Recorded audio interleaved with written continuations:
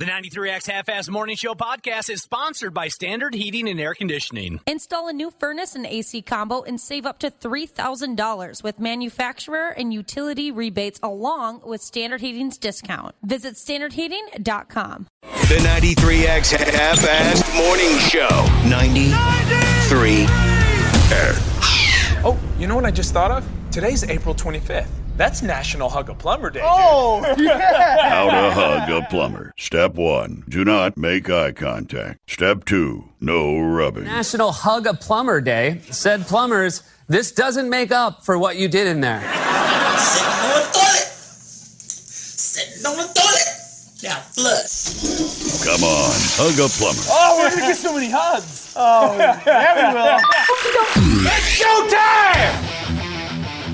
What the hell's going on now, huh? We welcome you to the show, every damn last one of you. Welcome to our radio show, the 93X Half-Ass Morning Show. Got a little bit of this to talk about today, a little bit of that. Somebody said that today is National Hug a Plumber Day. It is. Okay. I've got two buddies that are plumbers. One, I don't think I'd ever hire. Or not hire, hug, excuse me. I'd hire him, but I would not hug him. He's unhuggable, in my opinion. What makes him so? He just is the type of guy where I'd imagine if you hugged him, he'd punch you right in the dick. Oh, okay. Yeah. It wasn't like a hygiene thing or anything like that. No, nothing like just that. Just not the hugging type. No, I can't imagine that he'd accept a hug from you. The kind of guy that would punch you right in your tallywhacker. Right in the special purpose. I'm not a hugger. Not a hugger. I'm not so either. I don't think I'll go ahead and straight up embrace a plumber if I cross paths with one today. But I think we've made it clear on this program how much we appreciate the skill set that plumbers possess. No question about it. Yeah, that's one of those professions where I don't feel like I should ever screw around and pretend I know what I'm doing. Mm-hmm. You know, maybe a minor thing, but I can't imagine like redoing a bathroom and being comfortable that, I mean, you got to know what you're doing, obviously, because the catastrophic could be the result if you screw that up. Mm-hmm. Right. I even had a professional plumber give us a swimming pool by accident in our dining room. A professional did that? Yeah, professional. And I know the guy's good. It was just a simple mistake. You know, something didn't work out. I felt worse, I think, than he did. I felt so bad for him because I was putting myself in that situation, and that would really, really suck. And I know he felt bad, and I think I felt worse. When does the diving board come in? You know what? We actually got rid of all the water. Darn. Yeah, we weren't ready. The insurance is too expensive. No water Yeah, slides, that's nothing. true. Lazy river. The chlorine, the uptake. Wouldn't that be too great, much. though? Just lazy river from your kitchen to your living room? I wouldn't mind that too much. I like not having to get up or use my own energy. Today's the day really to show your appreciation to the plumbers out there and what they do for us. They can save you from some emergency situations for sure. Oh, save you from total disaster. I've never had to use a plumber. I'm lucky. Oh, wow. Knock on wood there. Water problems are terrible, Ashley. Oh, it sounds like a complete nightmare. Cost me a fortune over the I years. have Almost killed me a few years ago. like that downstairs tub and like your laundry room sink or whatever. Sure. Laundry tub. Sure. Utility sink. Yes, we'll go along with it. Yeah, well, like whatever situation drains. I think it's like the water heater or whatever the heck it is, but where it just like. So are you sure you're not a plumber? You're knowing all the technical terms. Go right ahead now. Yes, your water softener. What's happening? Yeah. It'll drain at like 2-3 o'clock in the morning, and I always forget that it likes to do that in the middle of the night. It likes to do that. Yeah, I don't know like why this time. Come on, and well, there's a timer on it, right? I need to change it because every single time I wake up in a panic because I think my laundry room is flooding. Okay. Well, So- we'll send someone over to the house today. Yeah, maybe I could use a plumber. When I grew up, where I grew up, we had this big yard, and on one of the sides, it would always flood really bad when it rained. And I had the sump pump in my room, and sometimes that would kick on at like 1 o'clock in the morning. It scared the hell out of me. Our last house, we had one, and I don't think it ever wasn't going off. Really? Because we were kind of at the bottom of a hill, so everybody's water ran down, and that thing. And then I realized one day I haven't heard this thing in a while. There was some trouble. It just died on us. Uh-oh. Josh knows this, that my brother's daughter which would make her my niece. Yep. It's a quicker way to get there. Yeah, right. I often forget those terms. My niece almost died as a young child by falling into the sump pump tank. Oh, jeez. Yeah. Remember that? My brother had it all on tape. What? Do you remember that, Josh? I don't. Dude.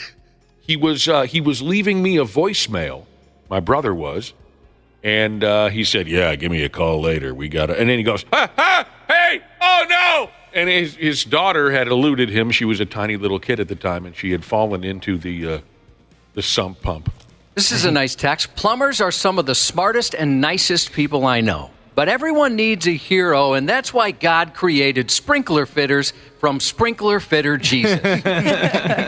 It's also National Lingerie Day. Whoa. Maybe that's something you guys could get behind. Oh, yeah. I love crossing plumbers and lingerie. That's a sexy thought right there. And it was the year 2020 where The Guardian reported that men were wearing lingerie, and there were clothing makers out there specifically making lines of men's lingerie. Okay, men's lingerie. I've yet to... like sexy boy shorts, things like that. Oh, I remember that. Remember I was talking about that? Yes, I remember there being a like story. Lacy undergarments. One of the millions of stories that, we were just discussing this recently. Here's the new fashion trend, right? And then you never see it. You never see it. You have to be some kind of... Oh, boy. But I do remember you bringing that up, that suddenly men were going to be running around wearing lacy underwears. I remember the first time I saw a guy in yoga pants. Now, they weren't compression pants, right? They weren't, which are more popular now. But these were actual yoga pants. I was at the Minnesota Zoo, and I saw like the lower half of a person, and I was like, oh, she's got an interesting build, and realized it was just a dude wearing yoga pants. Dude in yoga pants at the zoo, there's kids there, man. Jeez. That's interesting. It diverted my attention from the humping turtles. I thought, I've never seen something like that. We always hear about these hot fashion trends that are going to take over, and the average sumbitch, you never see it. So I feel like I just get laughed at if I ever try to wear male lingerie. Or anything else for that matter. Yeah, that's a good point. Right. Everything I wear gets me laughed at. You feel like you would be laughed at if you put on lingerie? Yes. I think that goes for pretty much any of the rest of us. That's a bold take right there. It's not going to be just you, Dana. This time it's not just you. Snot Rocket Jesus says, you know what lingerie looks best on? The floor. Yeah. I gotta say, sometimes I think lingerie is silly. Some of the stuff that you might see in a catalog or something. I believe some of the stuff is silly, but some of it I like. I believe I've only seen a woman in fancy lingerie maybe twice in my life. Me too. I remember the moments because it was surprising. I felt a bit like a jerk because I really thought, oh, that's kind of silly. I mean, instead of just like a lacy bra and underwear, I don't know if bra and underwear. It was like, kind of a get-up, and I thought... Well, the garters, the socks, the underwears, the bra... It's too much. I don't need that much. It's so fun. I like it. This looks complicated. Well, how do you even get that off We're somebody? not saying we dislike it, Wapple. We're saying... I think what we're saying is... we didn't get there quite yet. Sure, it looks hot, but it's not necessary. Yeah. You see what I'm saying? Yeah. Both of the times that I saw a woman come at me live and in person with sexy Fredericks of Hollywood high-dollar lingerie type of a setup, they were both special occasions, a birthday or New Year's Eve or something. You know what I'm saying? And it was like, wow, I mean, you look great. But, hey, don't go through the hassle. You come at me with a T-shirt with that same look on your face, and I'm going to be all in anyway. You know what I mean? We're still good. We're simple. Sure, it's hot stuff, but don't hurt yourself. It's all right. So Guru Electrician Jesus has texted in and said, plumbers, they really only need to know 3 things to be a plumber. Payday is Friday. Oh, I'm sorry. S runs downhill. Payday is Friday, and don't chew your fingernails. Oh yeah, that's a good one. Now, we have a rebuttal. Strong Forearm Jesus says, lingerie day. Electricians have to have their day, too. Oh. There you go. We've got plenty to celebrate today. Lingerie is mostly good for pictures. pictures. Yep, that's when it comes in handy the most. There you go. Sure, I'll go along with that. Yeah. Do you still subscribe to the phrase you alerted me to many, many years ago, where a picture a day keeps the hose away? Oh, absolutely. Every I stand day. by that. That seems like a lot of work. You're really still sending your boyfriend a dirty picture every single day? You're not exaggerating? Not every single day, like it was at first, because honestly, he doesn't react well to them. Like he's over it. Sometimes, no, it's always been that way. Like since we started dating, and I think I make him uncomfortable still. Like he gets nervous, and he'll sometimes, and it's usually when he's at work, so that's probably my fault. He'll reply and be like, like that's nice, with like a guy with sunglasses. Yeah, I was gonna say, does he ever give you the thumbs up emoji? No. Hey, way to go! He'd be sleeping on the couch.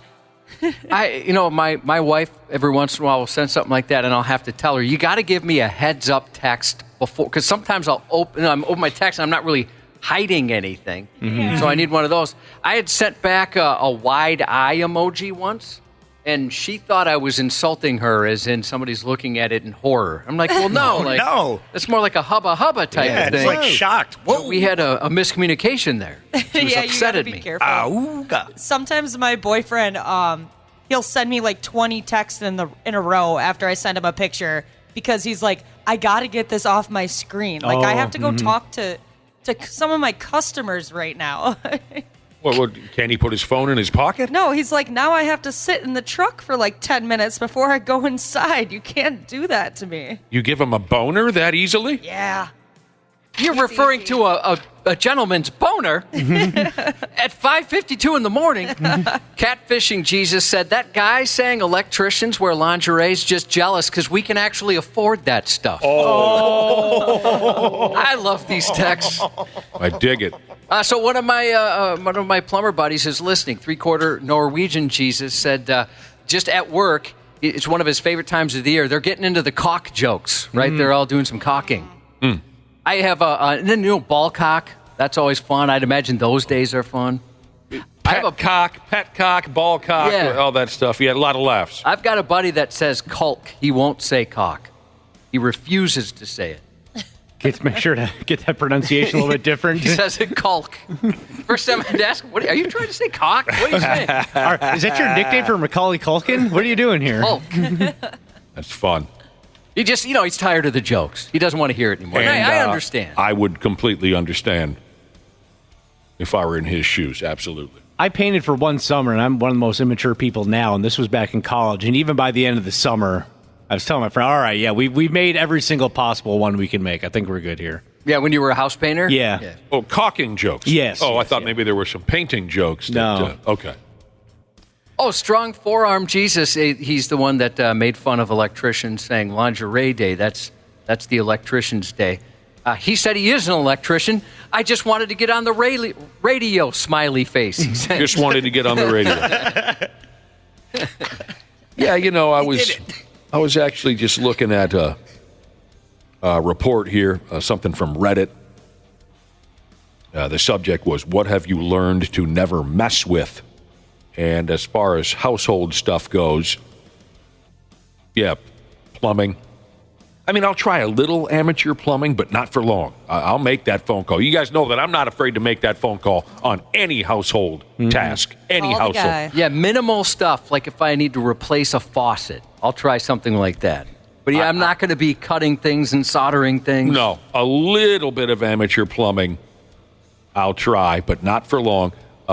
Gas and electric frighten me even more. Yep. Absolutely. Would you replace like a switch or Absolutely an outlet? not. Okay, I'll do that. Absolutely not. I will not mess with electricity at all, nor will I mess with gas. Never, ever. Gas, I won't do that. We were going to put in one of those new digital thermostats that you can use. Oh, do you know how to run those? Because we got one here in our studio that does not work, and we're freezing to death over here. It is so good. I rarely get cold. My fingers are frozen. Josh is never cold. Never cold. This is really cold in here. Now, Nick, you get cold very easily. You always must be cold. Miserable. I am. Well, yeah, I am, but I'm used to it because I'm. So go ahead. Digital thermostat at your landlord's house. Yeah, so we were switching out the old one, going to put in the new one, and we got far, and then we're like, oh, we have to deal with electricity and all. and then rerouting some wires, and we're like, all right, we're giving up now. It didn't dawn on you. It didn't dawn on you right away that you would end up having to deal with electricity? Well, we knew we'd have to, but we thought it'd be take it off, put the new one on, and just kind of plug in some wires, but that was not the case, and we were just, all right, we're done. Wait a minute. So you're just replacing the thermostat? Yeah. Oh, you could do that easy. Yeah, we saw how to do it, and then there was like a C wire that wasn't there, so we have to get a new C wire. Oh, I see. You got to run. That's different. Yeah, so that's when we were like, all right, we're done. Now, all right, back to lingerie real quick, and we're fielding text messages here from our terrific listening audience. Back to lingerie. So this is what we're dealing with today. We've got National Hug a Plumber Day, and it's also Lingerie Day. What a combination. Snot Rocket Jesus remembers a story that I've told on the radio before. This is great the way she writes it, too. Didn't you have D-I-N-T? That's something I would do. Didn't you have a gal wear a coat over to your place, and then she was just naked underneath? Snot Rocket Jesus says, now that's hot. Mm-hmm. And that's kind of where Josh and I were going with our conversation earlier about lingerie. Sure, it's sexy, but that, again, and just a T-shirt is good enough, but that was a hot moment. It was way hotter than the other moments I was telling you about when, these girls that I was involved in, they surprised me with sexy lingerie. The gal who came over, it's not an original bit. I'm sure some of the rest of you have had this experience. You see it in movies a lot. Gal comes over just wearing some kind of a raincoat, and then, pa-pa, the sumbitch comes off, and she's as naked as the day she was born. That's more my route right there. Then, how do I remove this garter? Oh, I don't want to bend this bra. It looks like it's worth $500. You know what I mean? Yeah, that's she fun. just busted right out of that raincoat, Cubby. That's pretty sweet. Word? Yeah. I'd like that. Word? Did you guys maintain a friendship afterwards, or have much of a relationship? Did you stay in contact? Is she on your Christmas card list? Did you maintain a friendship? That was such a great question. It wasn't a one-night stand. It was... Does she ever pop up and you're just in the middle of the night? Maybe a dream or something like sure. that? Does she really? Sure. They all do. Do I know her? Yeah, if I said her name, you'd remember her. Okay. Did you return the favor? Oh, wow. No, I never did I never did that bit. I've never Get a long duster. Gotta get it really long. That's interesting. So I'm wondering, for the guys here, have you ever done anything like that, similar in the way that you put on something sexy, like a super tight, what are those called? The boxer briefs, or only once. Wear like a blouse that a pirate might wear, where your chest is hanging out. Nothing that elaborate. Nothing that elaborate. So only once. Explain that. I was gifted a dong sock. Oh, is that the one, the listener who knitted it for you? It wasn't a... Okay. I don't think I can say her name, but... This was a lady from... she's passed away now. Okay. This was a lady that I used to drink with, a much older lady. So not a listener. I believe that happened at one point or another, where a listener sent us dong socks. That's right. But anyway, no, it wasn't that situation. It was prior to to what you're referencing, Josh. An older lady, funny gal. We drank at the same bar, and a number of years ago at Christmas, she gifted me and a pal of mine a dong sock, it was crocheted. Is that the term? It was crocheted. It was a crocheted dong sock that also, I believe, was built to hold your nads, as you might call them, Josh, your nads. Oh, wow. And it was very funny. Thank you for the dong sock with the ball bag accessory. To make a short story long, I surprised my girlfriend at the time by walking into the bedroom wearing the dong sock. That's funny. Yes. So that was the only time that I can remember where an outfit came into play at all. I've told you that my current friggin' wife is disgusted by the sight of my naked body. She covers her eyes. Does she? She covers her eyes when I cross the room in the nudes. Yeah, my wife isn't attracted to me either. When you came in the room with the dong sock. Sorry. My wife isn't attracted to me either, No, Josh. she's really not. No. She comments on my body often. Yeah, so she will take the lovemaking. Yeah, I mean, she doesn't even really want that anymore. But she does not want to see me naked. Yes, Wapple. When you walked in with the dong sock, yes, did she like it or did she laugh? It was a little of both, I guess. Yeah, I would look so ridiculous. It'd be more of a joke than sexy. Like Dana said earlier, I think I'd get laughed at if I wore lingerie. We all would, Wapple. Wapple, we all look, any guy would look ridiculous wearing a dong sock. I looked up some men's lingerie on Google, and boy, are there some choices. Wow. Anything that you think might work for you and your special lady? No, not at all. It's like lacy stuff, and it looks like a sailor outfit, and it's got a sailor cap, and there's another one that looks like a pirate that's lacy. I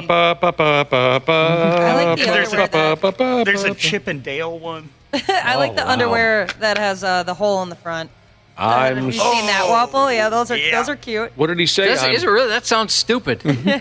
Strong to the finish because I eats me spinach. Yeah. That was Popeye's. Popeye the Sailor Right. Man. I loved that. You cartoon. whistle that as you enter the room, Wapple. Did you like that cartoon? Oh, Popeye? I love. Oh, me too. Popeye? It was so great. great. I loved Popeye and Olive Oil and Brutus and Wimpy and the whole works. Was that? Oh yeah, you know Wimpy. He'd always pay you Tuesday for a hamburger today. The violence was perfect in Popeye the Sailor Man. I hated spinach, but I would eat it at times just because I wanted to be like Popeye. Oh, I never touched. Now I like spinach. Did it work, Josh?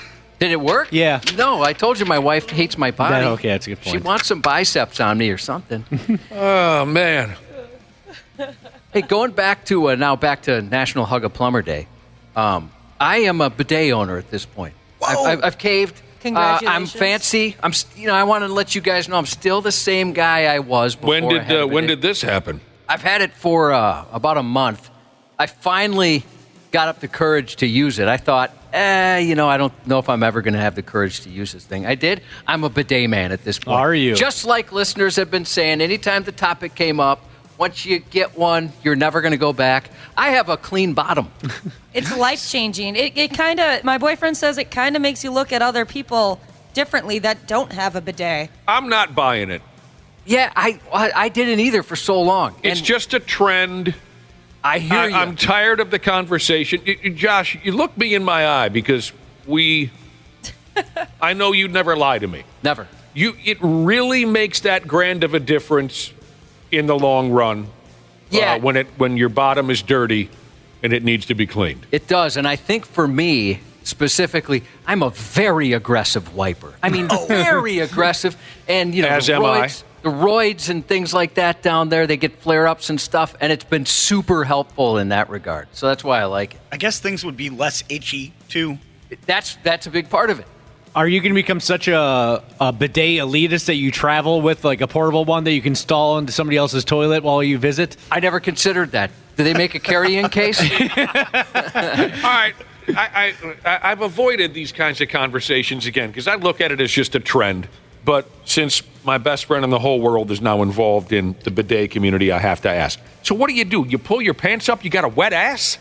No, well, so this one has a dryer on it, but so then what you do? A dryer? Yeah, you tap, you just kind of pat dry. That's what I do. Okay. Yeah, pat dry. And then it's because things got rough down there. I mean, I like get real mad at it. Like, go away. And it's trying to, the scratching and things through it. So I don't have to do that anymore. And I'm thinking I'm going to have a healthy backside. Yeah, I've Good heard for you, people, Josh. We'll see. pro bidet people have used the argument, if you got, feces anywhere else on your body. Here we go. Would you just wipe it with a tissue or would you use water? I hear that from every single person who has a bidet. Yeah. Because I had said I would, quote unquote, poo-poo the bidet, thinking, "How that seems unnecessary. I don't know if I want something shooting up there. I don't know if I can handle that." How was the first time you used it? Were you scared? A little shock. Oh yeah, I was scared to press the button. Like, I don't know if I could do this, and then there's a little sound beforehand, and then I'm getting kind of nervous, like you're at the dentist. But I'll tell you what, it's worth it. Josh is just like the tiniest little squirt at first, not even like a full blast. Well, I'm not sold on it. I don't blame you. I understand. You're so elite. You got a Costco membership. You got a bidet. Did you get the bidet at Costco? Excuse me. Can the guy answer one question at once? Yeah. It's like he's on the red carpet and you guys are the media jackals. Josh, the guy buys a toilet that shoots water up his ass and you're all over him. Give him some room to breathe. I'm an executive member of Costco. My bad, okay? dude. I earned that. I worked for that. Please don't leave that part out. I'll never make that mistake again. Well, I'll tell you, I'm a believer now. I understand. And thank you. The brotherhood and sisterhood have been texted in forever. Anytime we talk about it, saying, you guys shut your mouths, get a bidet, it'll change your life. And it's made a difference. Sometimes I'm just going to continue to use bath towels. A buddy of mine was telling me he's a bidet user, and he keeps a special towel next to the toilet for just to dry things up. For his dabbing. Yeah, I just pat down with some toilet paper, which I do get at Costco with my executive membership. Executive. This is all very exciting. It is. Have you heard of wet wipes, Jesus checking in? Yeah, I always thought that was a nice finisher, but, I'm using, I don't need them anymore. Yeah, I don't have to spend the money on. I got into the wet wipe thing lately. Word. I like it. It's like medicated and stuff, too. Oh. Little mint. Feels good. Mint? Oh, God. What? Yeah, it has like mint or something. What is that? Oh, maybe that was a breath mint. No. Yeah. What? No, but yeah, it's like herbal, medicated, and it's supposed to help soothe, and it's minty. Okay, dude. Gross. Really? Yeah. We get it. Is there like some sort of salad tossing going on in your house? No. Why does it have to be minty? Do you mean like menthol or something that... Maybe. But yeah, it's when you pull it out of the package, it smells like a mint, and when you wipe yourself, it kind of feels breathtaking. Breathtaking. It's probably like eucalyptus. Or All of this is very disturbing. All right. Oh, today is the last day to get yourself entered to win free grass. Be listening this morning. Or do you want to get it? You want to get it out of the way right away? Yeah, Tommy? let's reward the early morning brother and sisterhood. Right now in the Luther Bloomington Kia text line, text YARD, Y-A-R-D. Text YARD to 651-989-9393 to get entered for free grass, which is, if you haven't heard, a terrific prize of up to 2,000 square feet of sod plus delivery and installation from a group of folks who call themselves A and L Sod. Thank you so much to those people again for getting involved. We dig the vibe. Again, the word is YARD, 651-989-9393. You still have a couple more chances to qualify at 10 a.m. and at 3 p.m. Be listening for that keyword to text in. And tomorrow we'll be giving it away, if all goes well. Yeah, you never know. But the plan is, I think we've got a solid plan, but you never know.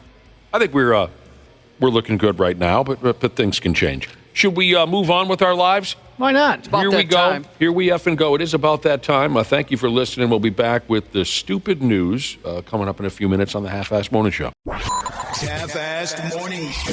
They're loud, they lose control, they do their little circus act. They're a nuisance. 93X. Our experienced and certified technicians at Standard Heating have been trusted to keep our fellow Minnesotans comfortable and confident for over 90 years. We're ready to do the same for you, providing comfort you deserve since 1930. It is the triple savings spring sale at Standard Heating and Air Conditioning. Install a new furnace and AC combo and save up to $3,000 with manufacturer and utility rebates along with Standard Heating's discount. That's a trifecta. Visit standardheating.com. What companies would you want to work for? Just Capital is a nonprofit that tracks which companies are a force for good. Companies like Bank of America, which just earned the prestigious Just Capital 2024 seal. Bank of America is ranked #1 in the banking industry and #1 for their ongoing commitment to workers, offering best-in-class benefits, including a minimum wage of $25 an hour by 2025. Visit justcapital.com to learn how a just business is a better business. Furnished by Just Capital. Stupid news on the Half-Assed Morning Show. All right, then. Hey, Josh, what we have here is a case of perfect timing. That's for all you fans of David Lee Roth's 1988 record called Skyscraper. Perfect timing as we begin the stupid news. I just received a text message from England. And the reason why I say it's perfect timing is it's almost a regular occurrence during our stupid news report that I lose my temper while trying to read an English article. I hate trying to present an English story in the stupid news report because of their idiotic slang terms. It's very frustrating. And here we have a listener checking in from over there. Skin Doctor Sheezes. And she says, yes, it's as big of a hole as you might think it is. I've lived here for 20 years, but I'm looking to move back to Minnesota next year. Usually she catches the podcast, but this morning she's listening live. She says, thanks for validating my England hatred. Keep up the great work. Greetings to everyone in the studio. She loves us very much. Thank you. Kind. 20 years. That's a long time to live somewhere that apparently she hates. Oh, definitely. Couldn't take it for 20 minutes. But your text was perfect timing. It seems to me every week in our stupid news report, here's something else we tangle with quite often. Every week we're ass deep in stories of sword-swinging lunatics. And usually the sword swingers have also bombed their brains with some type of chemical. They've mangled their brain cells with some kind of chemical. So, we're headed in that direction again. And it does seem there's a high frequency of nudity attached to that. Yeah. Whether it be a machete or an actual sword, things like that. Nudity comes into play. Up and over there in Portland, Oregon, a sword-wielding whack-bag put on quite a show a few days ago. The peckerhead allegedly led the cops on a 3-day chase all over the place. Here's the damn deal. 33-year-old lowlife by the name of Andrew Dimmick. He was seen just swinging a sword and huffing nitrous oxide out on the street in Portland at 11 a.m. last Saturday morning. Hey, you can't huff nitrous and windmill swords all day unless you start in the morning, right? So they always say. Dimmick left the area where he was originally spotted before the cops showed up. He took off in a car. A cop sees him driving and attempts to make a traffic stop. Dimmick hit the gas, and a chase cut loose. And off into the boonies they went, up into the woods and such that surround Portland. Eventually, Dimmick had to stop on the road. Downed trees blocked the road. So he upped and ran by foot. Couple of canines responded. They fired up the drone ski. They searched for hours. They couldn't find the prick. The next damn day, Dimmick, he was right back in the same neighborhood again, swinging his sword. This time he was bothering folks on the roadway for a ride. The cops sent the damn cavalry again, but again, they lost him. This guy is apparently quite elusive. He is. Slippery. Elusive is the word. But his little adventure didn't last much longer. The next damn day, now Monday, he was spotted again hanging around a gas station in town. And this time when the cops showed up, they found the effing guy camped out hiding in a porta potty. Glamorous. And he went ahead and surrendered. I was recently urinating in perhaps the cleanest and best smelling porta potty I've ever been in my 49 years. I suppose it's that season where the fresh ones are coming out. Yeah, it was quite pleasant. I'm happy to hear that. What was the situation where you found yourself in such a beautiful, pristine porta john? Practice for a football camp my son's in right now. And they had a couple of porta potties out there, and I picked the right one, let me tell you. Mm-hmm. Good for you. Yeah, thank you. You got like the sixth sense when it comes to picking porta potties. Just got lucky, Dana. That's all that was. I can't pat myself on the back. A friend of mine, I'm sorry. I was just going to say, I appreciate whoever took care of that. That was great. They do good work. Maybe it was a plumber. Could have been. If so, today's Hug a Plumber Day. Today is National. With permission, hug your plumber to say thank you. Right. A friend of mine once hid out in a porta potty. Kind of an interesting story.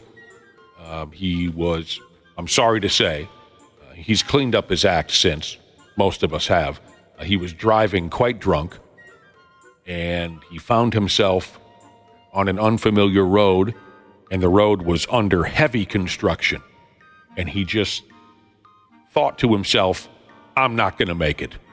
I'm going to end up blasting into a pylon. What do you call those things? The things that they set up, the orange cones, whatever. This was in the middle of the night. Thankfully, there was no one else on the road. But he thought, this is too much for me to handle. There's no way I'm going to make it with all this heavy construction. I don't know what lane is which. So he pulled his pickup over, and he ran and hid in a porta potty and called his sister to come pick him up. And then the next day, of course, the cops are calling him. Why is your pickup parked in a... And he said, I don't know. You tell me. Never fielded a phone call from somebody asking me to come pick them up from a biffy. There's plenty of time, Dana. Yeah, there is. I guess a guy can dream. You know people I could see that happening. Yeah, absolutely. I think you would be that guy. Who's doing what guy? I think Dana would be calling someone from a porta potty. Saying, come get me, it's an emergency. Yeah, like you messed your pants or something. I mean, you did poop in a backpack. Did poop in a backpack. Just definitely did that. Now, Wapple and I talked about this next dude off air before the show started this morning. And we came to the conclusion that this here next dude probably thinks of himself as some kind of a tough guy. He's one of those alligator wranglers down there in Florida. Oh, I would agree this guy is a tough guy, actually.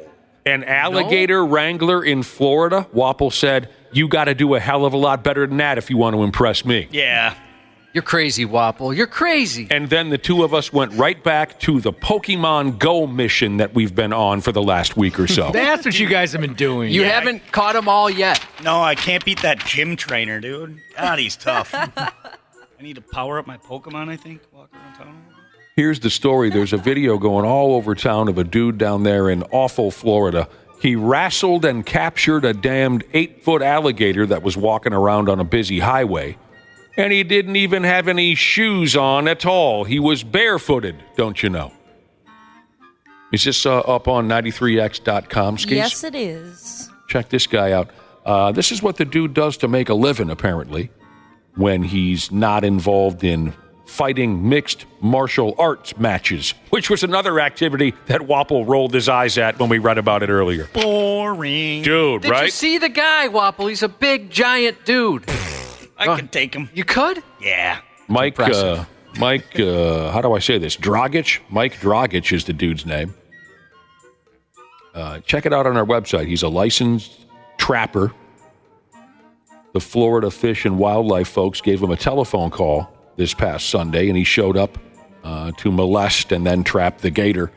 He used his bare hands to grab the big bastard, and then he jumps on its back, and he tapes its big old yapper shut, and then he picked the ugly sumbitch up, and he took it off somewhere else. I don't know where he took it. He was just walking down the street barefoot. Shoe shop, maybe? Maybe he went to the seem appropriate. Payless shoe Have store. his alligator shoes. Just ties the gator up like you might a dog, like tie the leash around the pole, goes inside, gets himself a pair of shoes.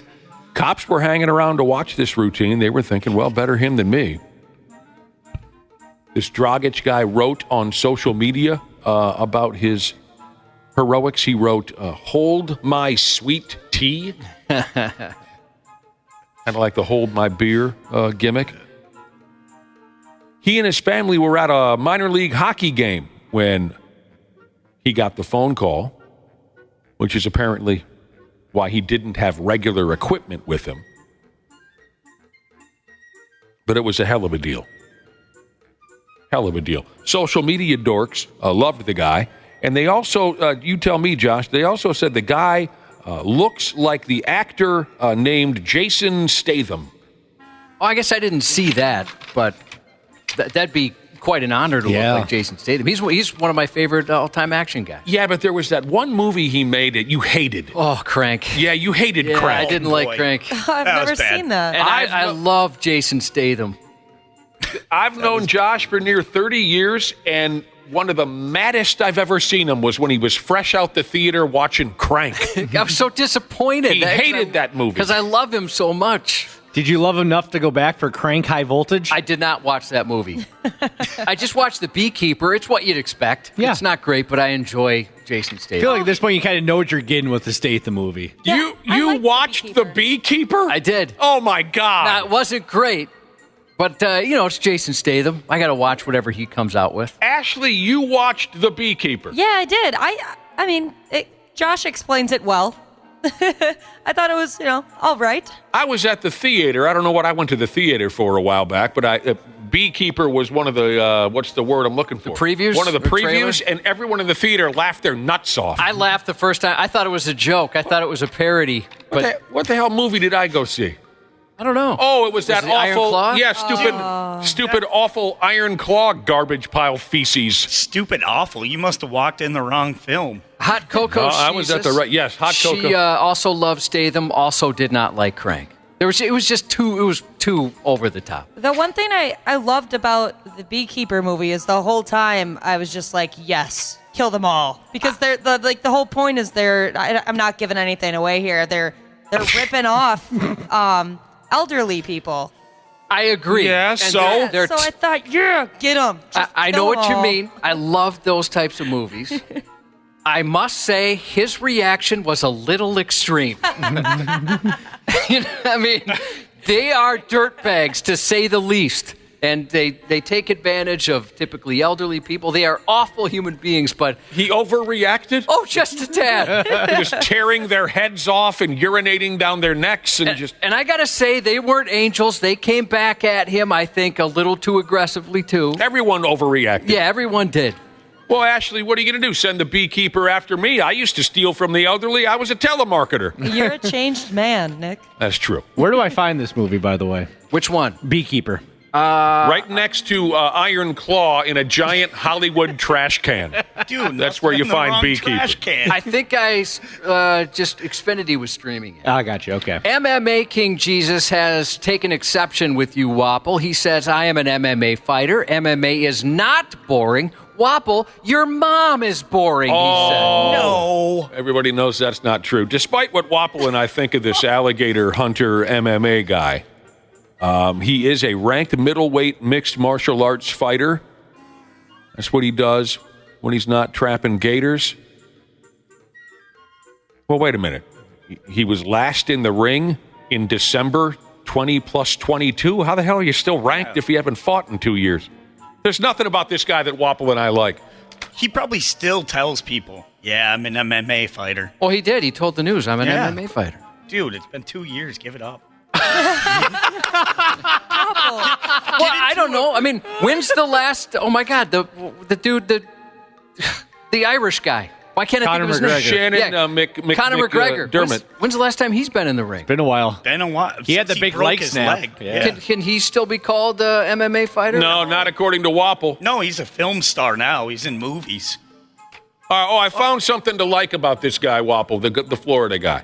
He runs a nonprofit called Project Savior Outdoors, which uses outdoor adventures to help veterans deal with post-traumatic stress disorder. Okay, there's something we like about that. Where's my bell?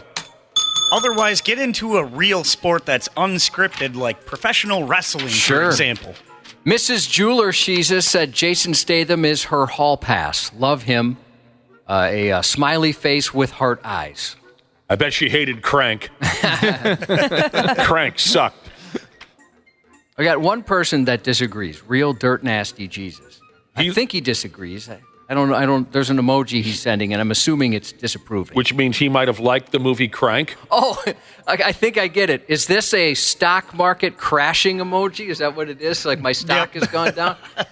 Okay, real dirt nasty Jesus. So the idea of Crank is he's got something going on with his heart where he has to keep it at a certain rate, just like the movie Speed in a way. Okay. He has to keep it, or otherwise this bomb's going to go off or he's going to die. I forget. I haven't seen it in a long time. Yep. And so one of the things he does to keep his heart rate up is he has to have sex with someone. I'm like, okay, come on. This is just too much. That's stupid as hell. Wasn't it even at like a horse track too? I can't remember. There was something with a horse track there, and I was like, really? Oh, here, yeah, Northside front load Jesus is saying the same thing, that he said he ejected the DVD from the player once where he had elevated his heart rate with the sex scene. That sounds really effing dumb. And again, I've never seen you so mad. Well, yeah, it's more just disappointed because I love him so much. I thought the movie makers did him dirty on that because he's so much better. He has to keep his heart rate up. Oh, here's somebody else that I better says... bang a couple of broads here real quick. Yeah. Crank was a fantastic movie. Y'all are uncultured. Uncultured for not liking Crank. I love that. All right, of course, if you hang around Florida long enough, eventually one of these gators is gonna catch you and try to chew a limb off for you. I imagine you just have to hope that it's a quick death, or maybe, like this next story in our Stupid News Report, maybe you get lucky and your neighbor can help you out. Here's a hell of a heroic story coming out of a place called Naples, Florida. I think it's Naples. What else could it be? Yeah, Naples. Yep. That's what I've heard. Is it? It's not what you're thinking. Okay. Yeah. That's north. Naples, You got to go north. And there's two of them. There's two.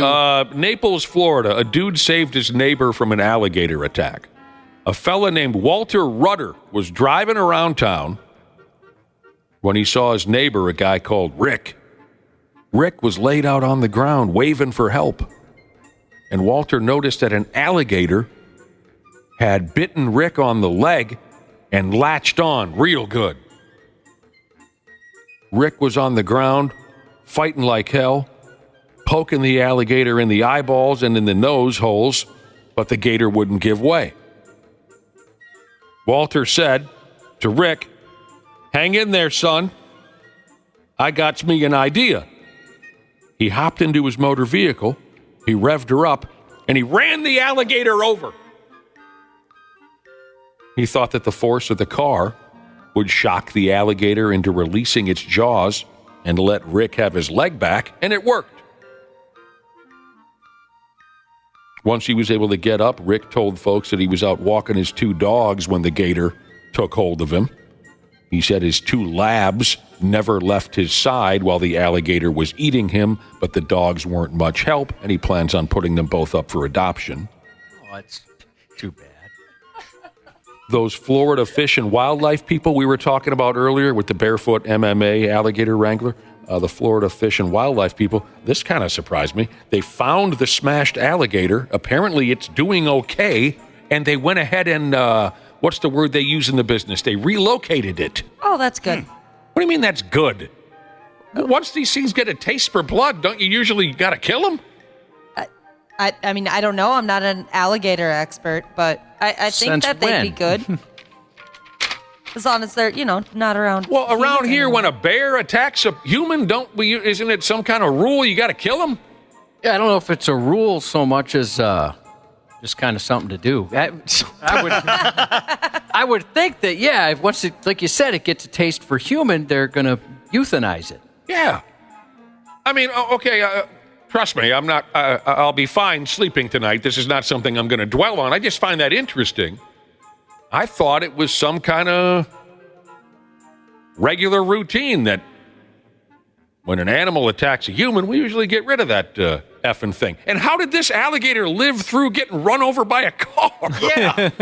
He's invincible. Do you think they just matched the tire tracks to the back of the alligator or something and said, oh, yep, this is the gator? Well, I think they might have known it was him, Wapple, because his insides had blown out of his ass, maybe. He's got a big smush mark right in the middle of him.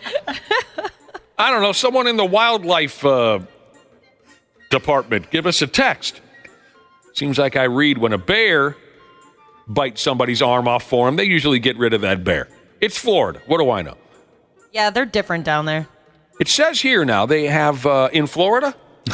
You don't say that they're different down there. You ever listen to the show from 6:30 to 6:35 each day? No, I don't actually. Have you heard the term Florida man before?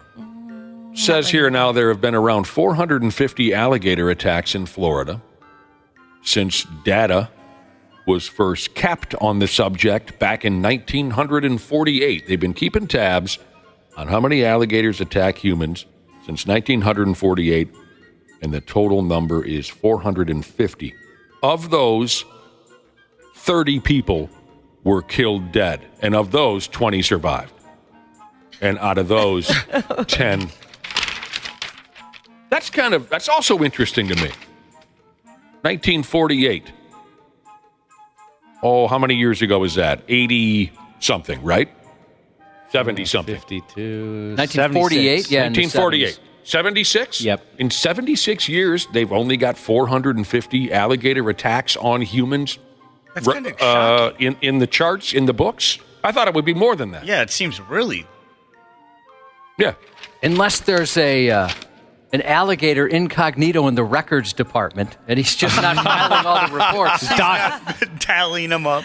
Just wearing his suit to work every day. That's exactly what I was picturing. I'm just he's carrying his briefcase. Not made out of alligator, that's for sure. He's got leather. little reading glasses on. Just a human.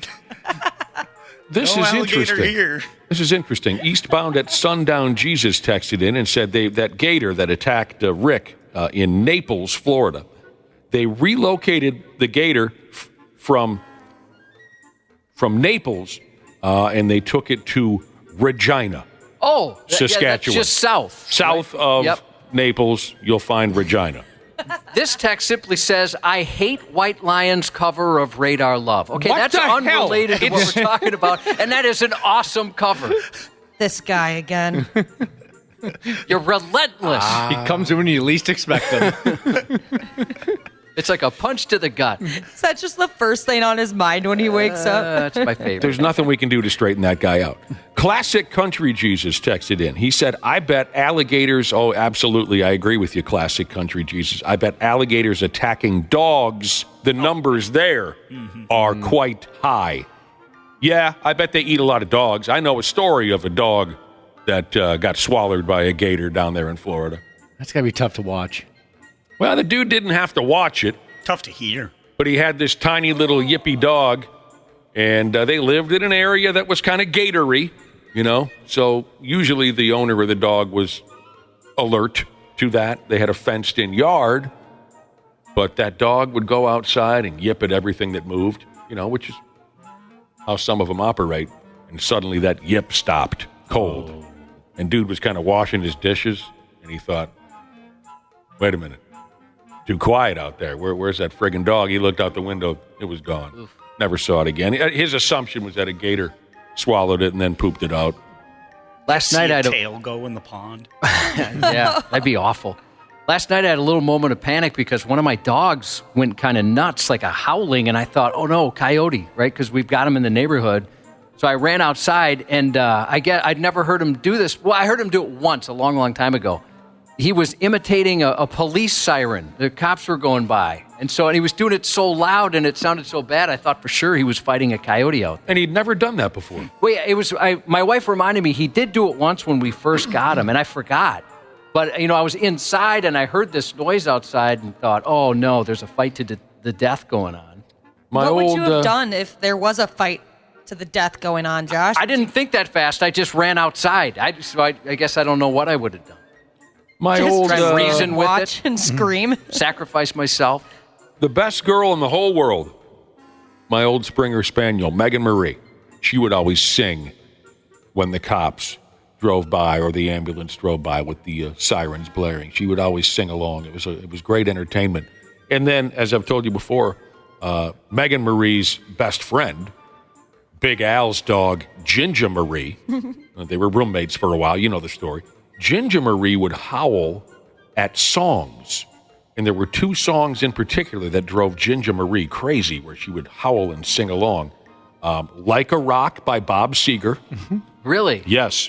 Whenever that song came, it was the slide guitar that drove, and she'd go crazy. The other one was, I think this was more or less because it was just a terrible song. Ginger Marie could not stand the song Vibology by Paula Abdul. How'd you feel about it? Awful. Absolutely. That one. It was the crank of Paula Abdul record. That's adorable. All right. Butcher Sack Jesus texted in and said, "One time I smelled up dog." What's up, dog? What's up, dog? Get back to us. All right. I think I got the right order of stories here, but sometimes I get crazy. Cicadas, the insects. Didn't we discuss them recently for some odd reason? Yeah, they're going to be breeding in record numbers. Could be banging everywhere. So we covered that. Mm-hmm. Yep. All right. Okay, yeah, I have some of those numbers. What do I have here? Here it is. Trillions. Oh, no. Vibology. Vibology. Like a rock.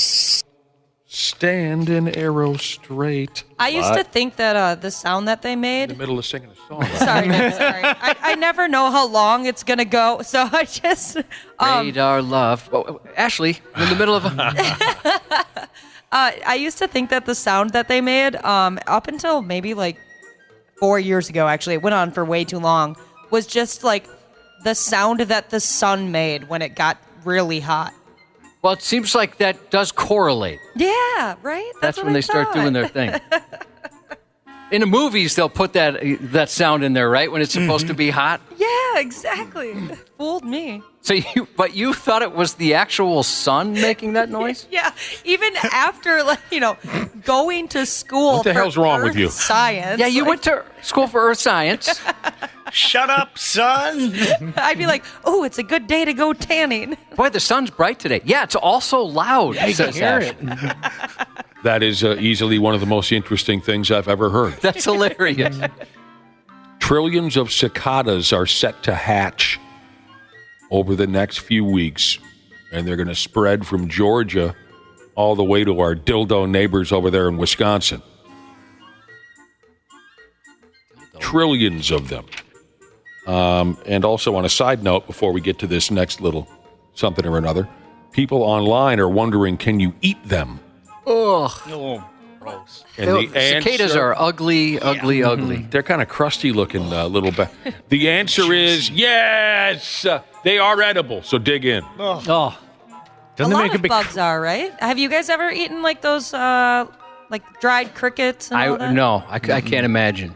I don't think so. I remember the day we sat in here and I ate some testicles. Mm-hmm. That was fun. Those were actually pretty good. Yeah, But, with the ranch. Oh yeah. Did we ever? I don't think I'd ever eat a bug. Anyway, these stupid bugs, they're so friggin' loud right now in South Carolina specifically. Well, in one particular county in South Carolina, they're breeding like a sumbitch. They're so loud with the, like what you heard Josh play a minute ago, that people are calling the cops. They sound like a buzzing and like a clicking noise. Like during the day, it just sounds like a high-pitched humming, but at night, it sounds like a jungle. Exceptionally loud right now. They were out pretty good in our neighborhood. Ashley, were you confused when he said they heard them at night? Yeah, what is he Not under talking a about? hot sun. Fat Moose Jesus has texted in to defend you. He said, you went to school for earth science, not sun science, so people shouldn't rip on you. True. So I guess there's people down in this neighborhood who don't know what's going on with the cicadas. I would think that most folks could identify the sound, but it is so loud. I think you got to be a little goofy to call the cops. What the hell are they going to do about it? But they got guns, right? It says here, is this correct? That the sound that Josh played for you, that's the male cicadas singing to attract a piece of ass. And it says here that they've been dormant for more than a decade. So the male cicadas haven't had a piece in over a decade. Wapple can relate to that. Is that right? They haven't mated in a decade? Yeah, I guess. Mated, whatever the word is. Yeah, that can make you cranky. Oh, I mean, I'd be singing my balls off, too, to try to get some. Insomniac Jesus said, general rule of thumb, if it's protein, someone in the world will eat it, no matter the source. Yeah, I've been watching the new Conan O'Brien show on Max. Oh, I need to start that. Oh, it's very funny. You know, Conan's a genius. Mhm. And they had a fun, well, I don't want to ruin it, but he went to a street market where there was tons of different styles of bugs you could eat. And I know, like Jordan Parisi, Zach Parisi's brother, is a good friend of the show, been in many times. He's gone places and eaten things like that. Remember they ate penis? He showed us a picture of them eating, I forget the animal. I think it was a dog penis. No, it wasn't a dog penis. It wasn't a clown penis. No, I don't remember what the penis was hanging off of before the animal was killed and then had its penis severed and then cooked and then served to Jordan Parisi. Maybe I'll text him this morning and ask him. I remember it was very large, like a born penis. It was a big one. It fed like a table of NHLers, if I remember right. Just all the way down one long table. I believe that was when he was in Vietnam. Was that Vietnam? Yeah, I couldn't remember if that was the penis, Thailand or... I want to say Vietnam.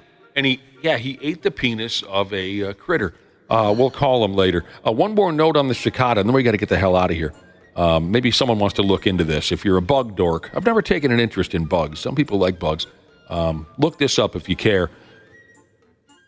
They pee stronger than we do. Now, I don't know what they mean by stronger. The stream is, I don't know what that means, but you would imagine if their stream was stronger than that of a human being, it would just shoot them across town. You see what I'm saying? Yeah. They've never met Josh then.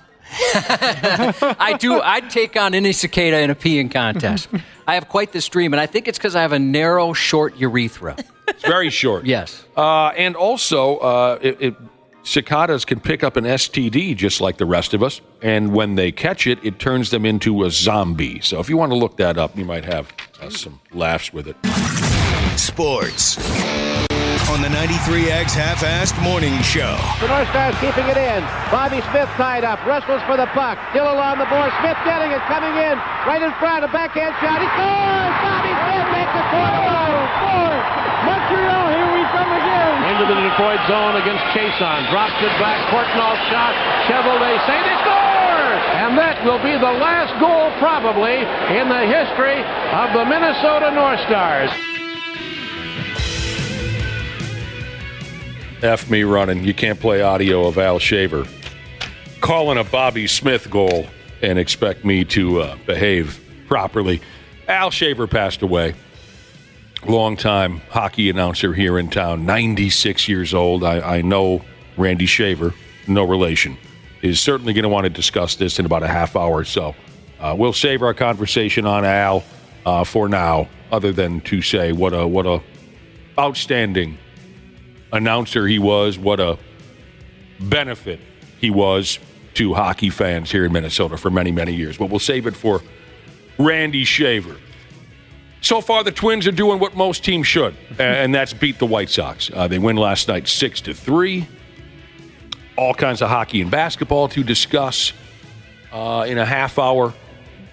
We'll talk about Naz Reid. Naz Reid got that 6th Man of the Year award. What a great accomplishment for Naz after, he's a guy who never even got drafted. Just kind of showed up and said, yeah, I can friggin' play. What's the matter with you guys? Not just for him, also the 7th man, those like myself who have been supporting him for the better part of 2 years. It's also a great day for us. Here we go. What? Here we effing... I've been singing his praises for probably 2 years. I essentially discovered the guy. You're welcome, Timberwolves fans. It's terrible what's going on right now. I had to tell Nick off air who he was just the other day. I bet you did, yeah. I want to say things to Josh right now, but they're not the type of things you say to your friend live on the radio. Not in front of people. Not in front of people. We'll be back with Josh's news here in a few minutes. X Half-Assed Morning Show. They're loud, they lose control, they do their little circus act. They're a nuisance.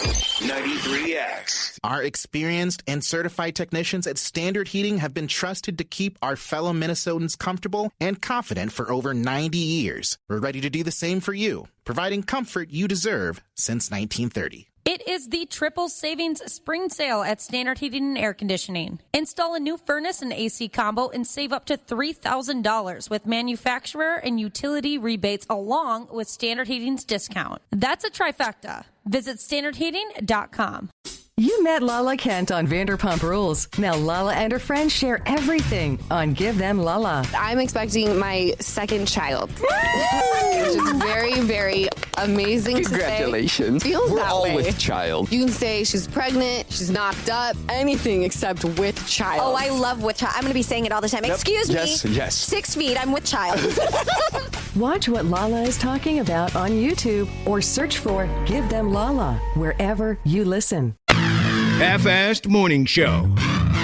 93X. I feel like one of the best things I could have done was call the police when I did, because shortly after we collided is when the police did show up. So had I not called the police, I don't know what the outcome would have been. A road rage incident left a pregnant woman and her car covered in spaghetti on the northwest side of Indianapolis. You got I heard a slogan a while back, Josh, that says, don't be upsetty, eat some spaghetti. I love that slogan. That's good. Have you, you're familiar with that one? I've heard that too, yes. Okay. All right. A woman called 911 about 5 p.m. April 17th to describe what happened. She told police she was turning right when the other driver made a left right in front of her. She shouted at that other driver, who then brake checked her. When she made a move to go around the other vehicle, they brandished a silver gun and began following the pregnant woman, who also had her 3 other children in her vehicle with her. Oh, scary. The mother told police she was too scared to stop at her house, so she circled around and called 911.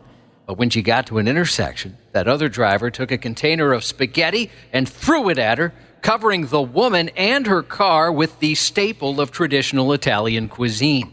I bet her 3 other kids in the vehicle thought that was pretty funny. Yeah, a little bit. Maybe free spaghetti, perhaps. Playing a game. Yay, spaghetti. Yeah, that whole thing. Just a heads up, there's some sirens in this clip. I'm trying to get in a position where she can't pull up next to me because I saw she had a firearm. I didn't know what she was going to do because, mind you, she had followed me through my whole neighborhood. And that's when she assaulted me and threw spaghetti in my car. She also claims the other driver sideswiped her vehicle while throwing the pasta. The woman said she tried to get the other driver to give some insurance information, but that's when they pointed a gun at her. She was trying to get next to me so that she could shoot me.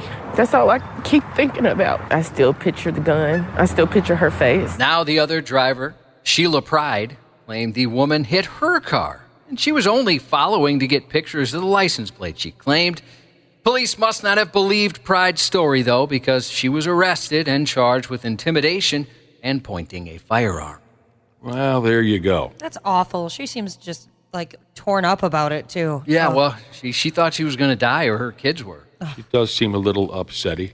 It does seem a little upset. And I can understand why she would be upset. It started out as a normal Saturday night for Ronald May.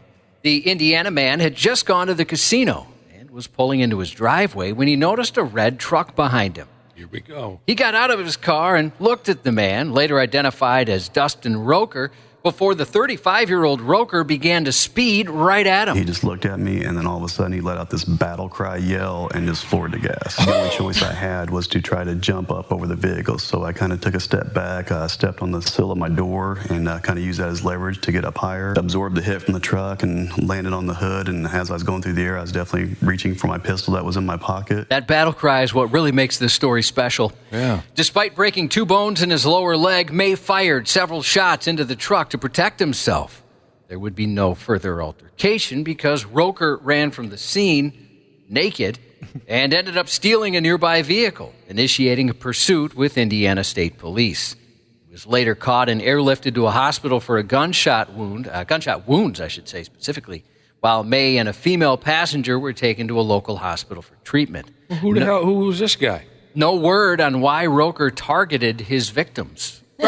If someone came at me and they had a battle cry, I would be so distracted that they'd get me. Yeah, well, I understand. You don't. Do I laugh? Am I scared? I don't know what's going on. Is that a battle cry? That video's on 93x.com, isn't it, Ashley? Yes. Yes, you can see the dude crashing into the other dude and the lady dude.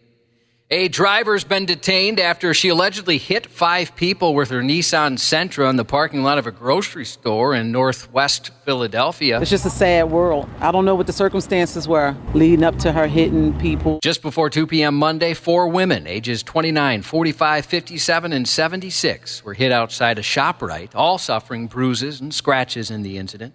The 5th victim, another 76-year-old, a man this time, was not hurt. The 45-year-old woman behind the wheel was charged with 6 counts of attempted homicide in the incident. Again, no idea what led to this incident. So she wasn't just a piss-poor driver. She was trying to kill folks. Yeah, they charged her with attempted murder, so I'd imagine that's what they're saying. F me running.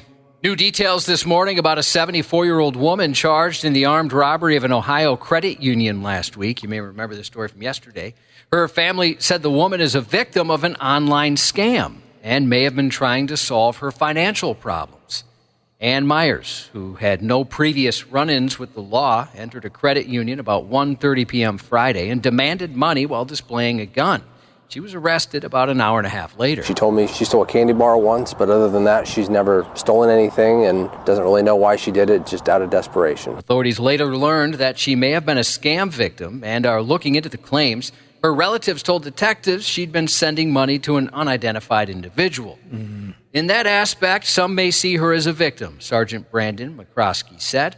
Unfortunately, Ann chose to victimize several other people in the bank by robbing it with a firearm as a remedy for her situation. The tellers in the bank, they were terrified. They saw the gun. They're, I'm sure, scarred from this. It's terrifying to be held up, especially with the gun involved, not knowing what the person's intentions are. If what her relatives say is true, McCroskey called Mayer's situation very sad and unfortunate. Police say the woman reportedly even spoke with family members about robbing banks in the days leading up to the holdup, but they didn't take her comment seriously. They thought she was joking. Scams against seniors have become increasingly common over the last 10 to 15 years, and in a recent case out of Ohio, one such scam turned deadly. An 81-year-old was charged with murder this month after he fatally shot an Uber driver, wrongly assuming she was part of a scheme to extract $12,000 in supposed bond money for a relative. The Uber driver was unknowingly summoned to the man's house by the grifters to retrieve a purported package for delivery. It's all very bizarre, Josh. It is. Too prevalent.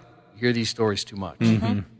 A Florida man was found passed out behind the wheel of his truck in the middle of a turn lane before he decided to drunkenly break into song in front of the Marion County Sheriff's Office. It better be good. The vehicle was found in the middle of the road just before 2 a.m. Monday. Passed out in the middle of the road. How? In the road. This is a road. This is a median. No, this is a turn lane for the road. And you're passed out. Video shows deputies approached the vehicle, banging on the window because the driver, identified as David Busey, was unresponsive in the driver's seat. When he woke up, he began to sing along to the radio and showed signs of being wasted, so deputies ordered him out of the truck and asked how much he had to drink. Sheriff's office, open the door. Yes. Step out here, bud. You got your driver's license on you? Yes, sir. Goodness gracious. How much you had to drink tonight? Not enough. I would disagree with that. So if you missed it, the officer asked him how much he had to drink. He said, not enough. And then the officer says, I'm going to have to disagree with that. I don't think that's the answer they're looking for. The driver was arrested for DUI and refused to provide a breath sample at the jail.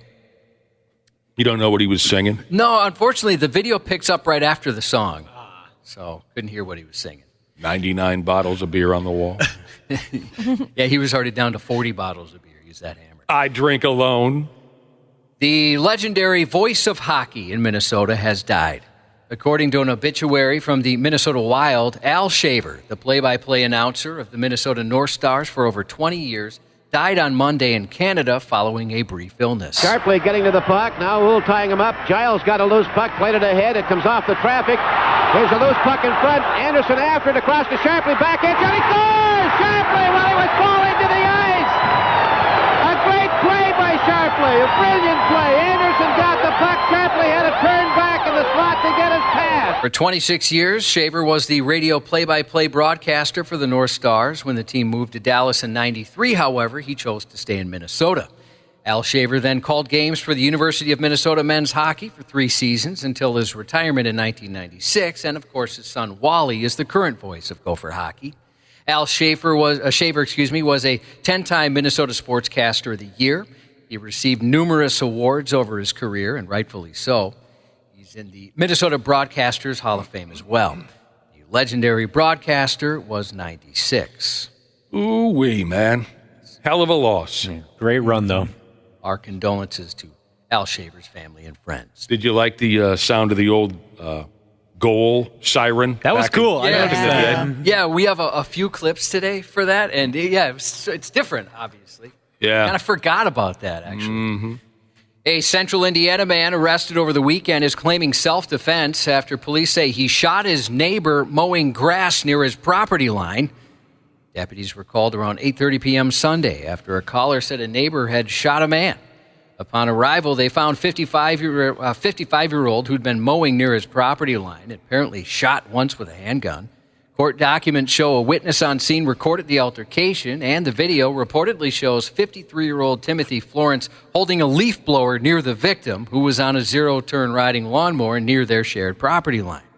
Deputies who saw the video said it showed the victim blowing the grass off his property as Florence blew it back toward him with the leaf blower.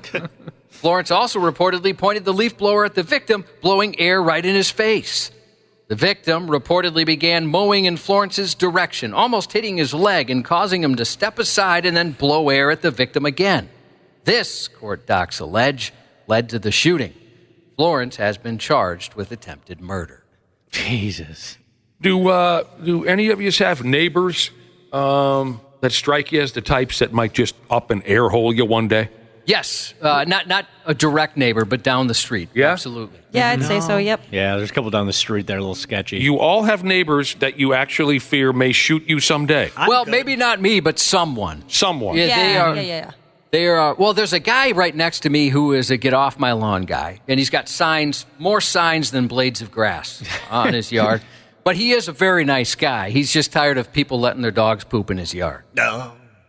So I don't know if he'll actually shoot anybody, but he obviously has a bit of a temper with all those signs out there. I did not know so many of you lived in fear Yeah. every day. Well, yeah, like Josh said, I'm not afraid, but if the cops showed up at their house one day because of something went down, it wouldn't surprise me. I'm always afraid, actually, of a lot of things. I think I'm good. We got a lot of old people. Old people, he said. Yep. Today is your last day to get entered for free grass. Good enough to shoot someone over at some point before the end of the show. We'll have your shot to get qualified to join us on air tomorrow for a little trivia contest to win up to 2,000 square feet of sod from A&L Sod. Then later today, between 10 a.m. and 3 p.m., your last keywords to text in and qualify. Thank you to A&L Sod for that very cool prize. Police investigated a bomb threat at Spring Lake Park High School yesterday afternoon. 12:08 p.m., police responded to the threat at the school, which was evacuated to ensure safety of students and staff.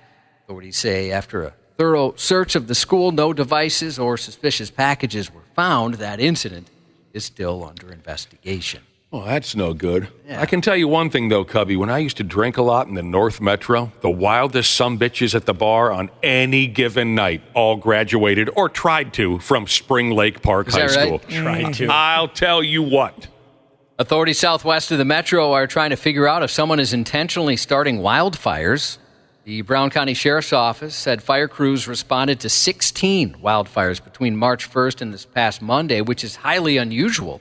Over the same period last year, there was only one. The year before that, just 2. Authorities say there does not appear to be a specific pattern regarding the fires, but they are suspicious of the origin. In Canada, some residents in Vancouver's West End neighborhood have reported someone's been targeting vehicles in the area, and at times it's weird. For example, one resident said his tires were deflated with lentils. I don't even know what that means. Like a bean, right? Yeah. Isn't that, Yeah. Yep. I don't get it. Bean? I don't know if it's specifically a bean, a legume. I don't know what it is, but it looks like a bean. What the hell? Someone also That's what a crazy person would do. Someone also reportedly left a note on a window which said, "Eat the rich." Also the title of the second single Aerosmith released from the band's 1993 album, Get a Grip. Police say they've received numerous reports of vandalism to vehicles in the neighborhood. No arrests have been made, and that investigation is ongoing. Oh, yeah, they're gonna find themselves a crazy person in the end on this one. I do like a good lentil soup. I don't know if you guys are fans. Not familiar at all. I don't like it. You don't? No. Like a ham and lentil soup? No, not for me. I'm a lot older than you. That is an old person's soup. I know. The first round of the 2024 NFL Draft starts at 7 o'clock tonight on ABC. Now streaming on Netflix, the series premiere of Dead Boy Detectives, a new show about ghosts who work as detectives and investigate supernatural crimes while being hunted by death, who wants to send them back to hell. Then on Max, the second season premiere of Velma. Former Twins outfielder Jack Jones, 49 today.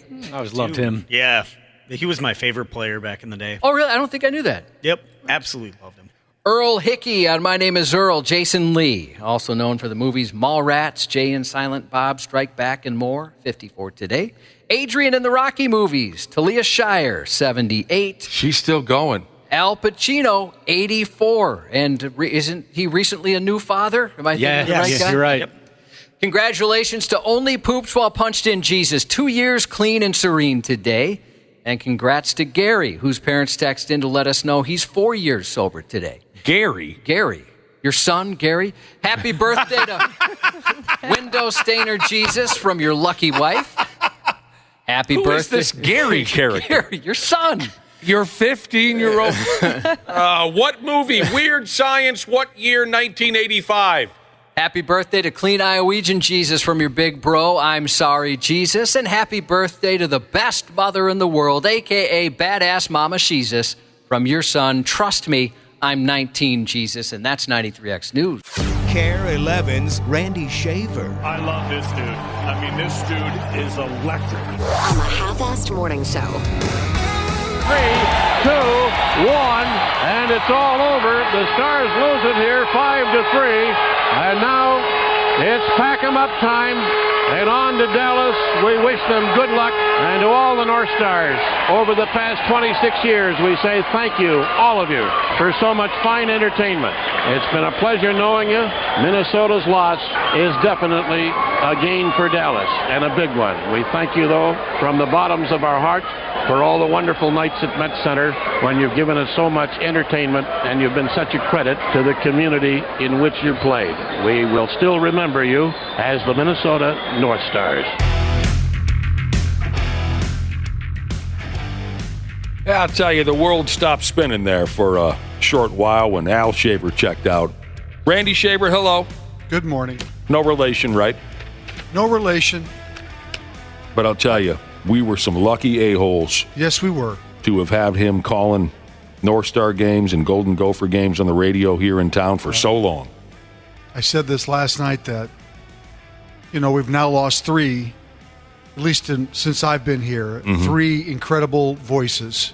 Herb Carneal with the Twins, Ray Christensen with the Gophers, and, of course, now Al Shaver. Those three guys defined generations of sports fans in Minnesota. And I know there's other voices out there that also contributed. But to me, having been in this town for 40-plus years, those three guys certainly stand out. The Mount Rushmore type of a thing. Yep, absolutely. And, Al, for hockey fans, there are countless number of kids who grew up listening to the radio, listening to the North Stars, and dreaming of one day being in the NHL. And Al was the person who brought all that to life.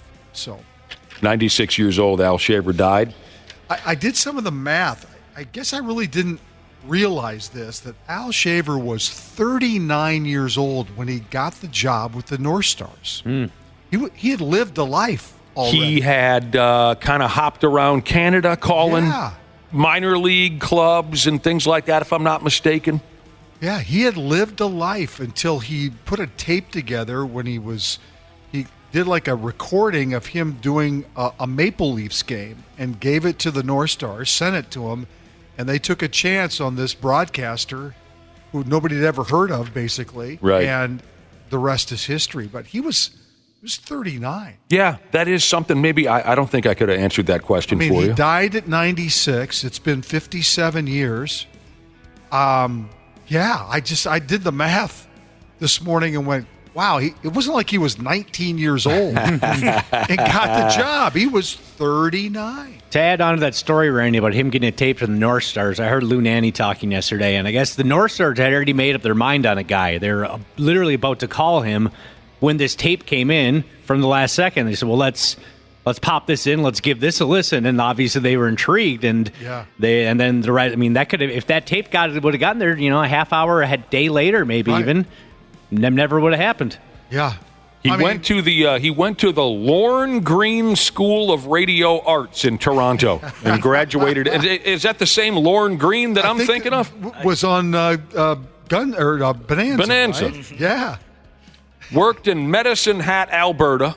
Yeah. One of the greatest town names you could ever come up with, Medicine Hat. That's where he met his wife.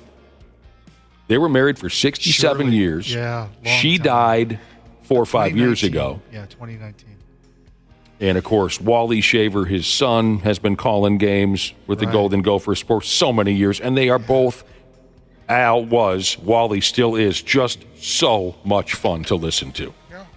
Just incredible. Yeah, I mean, and so kind. Just, I was a Iowegian who didn't understand hockey, and meeting these people for the first time in the 80s and following the North Stars in 91 through the Stanley Cup finals and series and being around him just a short period of time, but being around him enough to get to know him a little bit. Just, man, I did a story I used to do a show called the Shaver Sports Extra in the mid-'90s when I first became the sports director. I remember it. It was terrible. Thank you. And I sat down with Wally and Al because so many people thought I was Al's son. Right.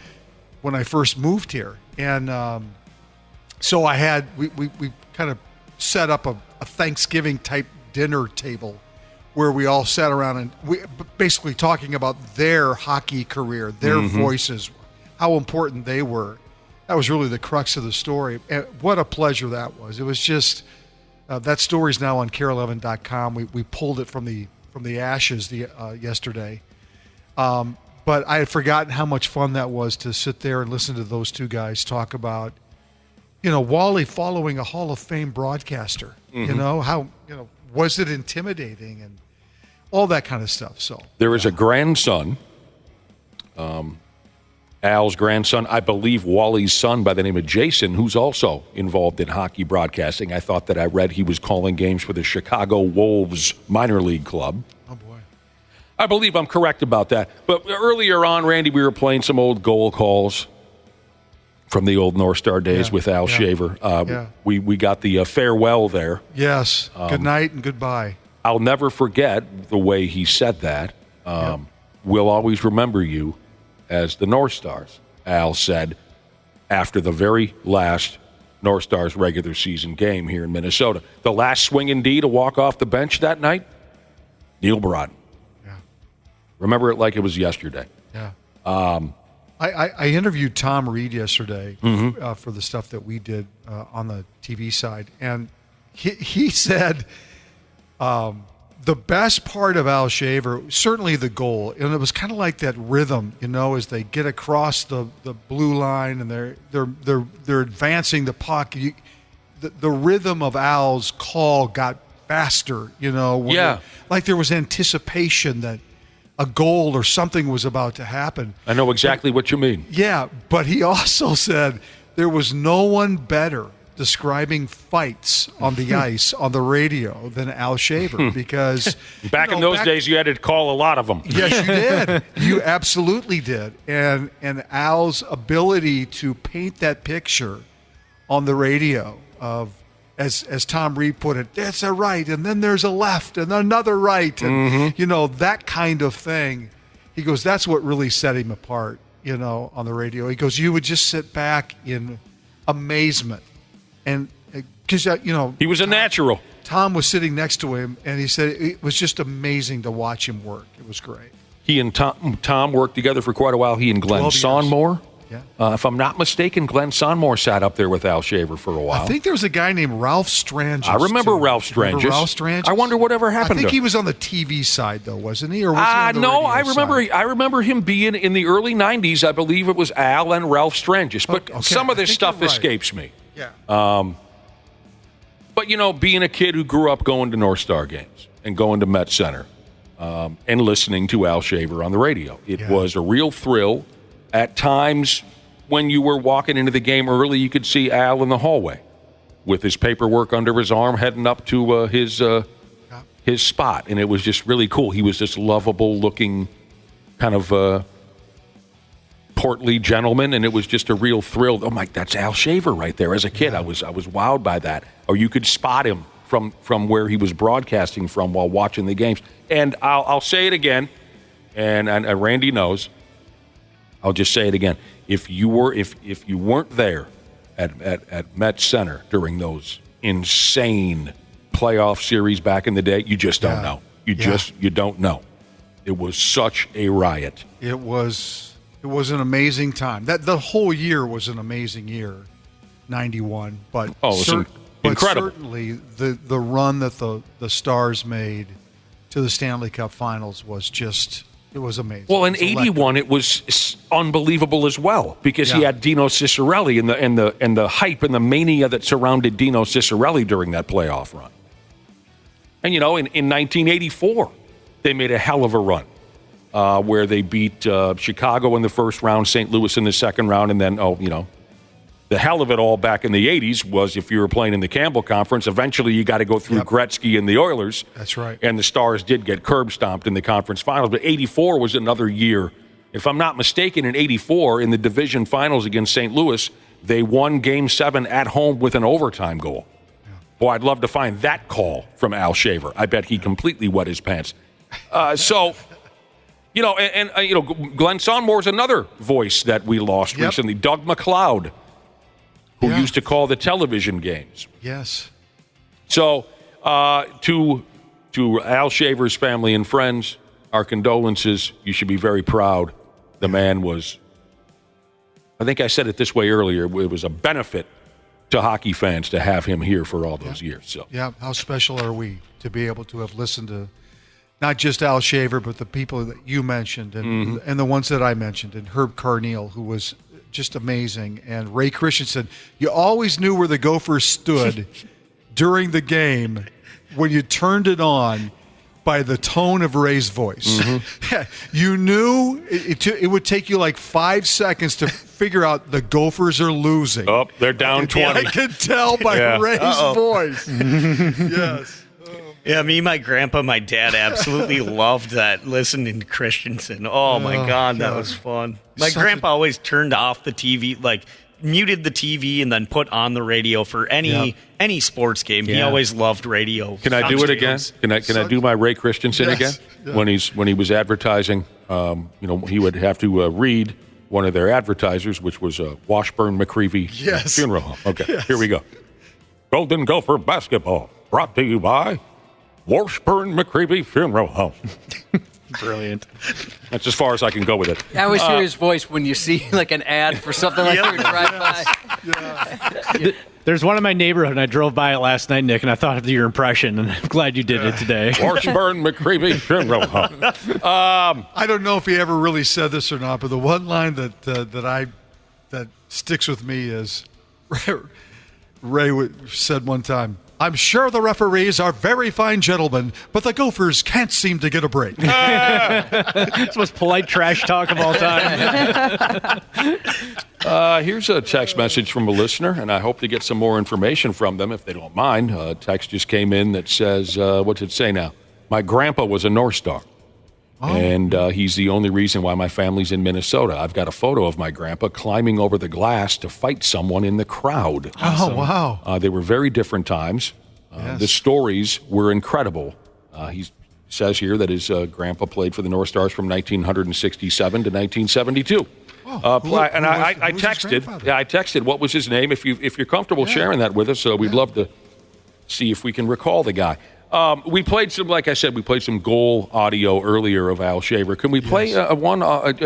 Because I got a kick out of hearing the old goal siren. If we can play another one from back in the day, whenever you get a chance. The old into goal. the Detroit zone against Chason. Drops it back. Courtnall shot. Chevrolet say they score!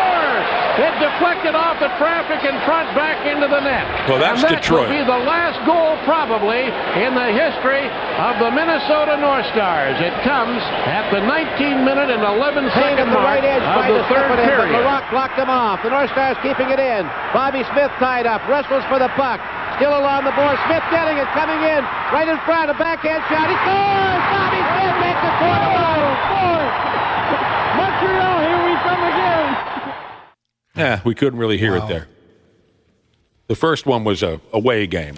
The Glenn Sharpley goal, you can hear the siren. If you don't find it, that's okay. Yes, Randy. That second clip, he sounds a lot like Wally, right? Oh, yes. Mm-hmm. Doesn't he? Yes. I mean, you can hear Wally in that call, that second clip. The listener's gotten back to me. Mike McMahon Jr. Oh, I don't know that. I don't recognize the name. Won the Stanley Cup with Montreal, he says. And he sent the picture. He sent the picture of players climbing the glass. I mean, was this the New York Rangers, Boston Bruins, the infamous brawl in the stands that inspired the scene from Slapshot? Because the picture they look to be wearing Rangers uniforms. And that you guys all know that true notorious moment from hockey history, right? Yeah. Mm-hmm. Yep. I mean, Mike Milbury hit somebody with a shoe or something. Yeah. Here, let's try this one. Sorry, we don't have our normal computer here, so we're... I shouldn't have put you on the spot in the first place. Here we go. Let's try this. Sharpley getting to the puck. Now Hull tying him up. Giles got a loose puck, played it ahead. It comes off the traffic. There's a loose puck in front. Anderson after it across to Sharpley. Backhand shot. He scores! Sharpley while he was falling to the ice. A great play by Sharpley. A brilliant play. Anderson got the puck. Sharpley had to turn back in the slot to get his pass. Now, drug you nuts. Yeah. I was cutting audio for it and just kept hearing it, and I'm like, boy, I'm just going absolutely nuts. And then they fade it in and out and in and out, and I'm like, oh. It brings back memories of being a young kid at the games. It really does. And you know what else came to mind? I wonder if anyone else remembers this. For a long stretch of time, when the North Stars took the ice at Met Center, they would play a song, and that song was, I believe it was the Lamont Cranston Band, and the song was... I think I've got the lyrics right. Everybody's coming to the upper Mississippi shakedown. Do you remember that? Anyone? No. I don't. Mm-mm. Look that up, will you, Wapple? I think it was called the Upper Mississippi Shakedown. Lamont I could be, but that was their Take the Ice song. And the players all would come out without their helmets on, right? Let the hair blow and let the ladies see, how cute you are and everything. Yeah, it looks like they sang that song. Lamont Cranston.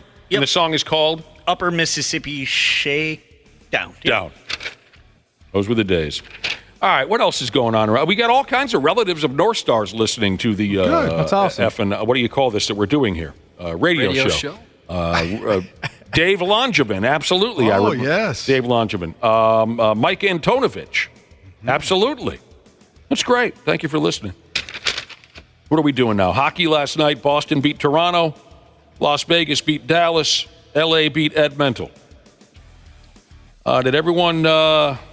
enjoy P.K. Subban's dick joke on television last night? Yeah, he really wanted to make that joke. Former NHL player P.K. Subban, now he sits in a television studio with Mark Messier and Steve Levy, and they talk between periods, and P.K. made a dick joke. I was going to say something. I'm not going to say it. What were we going to say? Why don't you say it now on TV? I was going to say, I'm not a carpenter, but I carry around a hammer. Anyway, go on. Yes, you do. I have heard.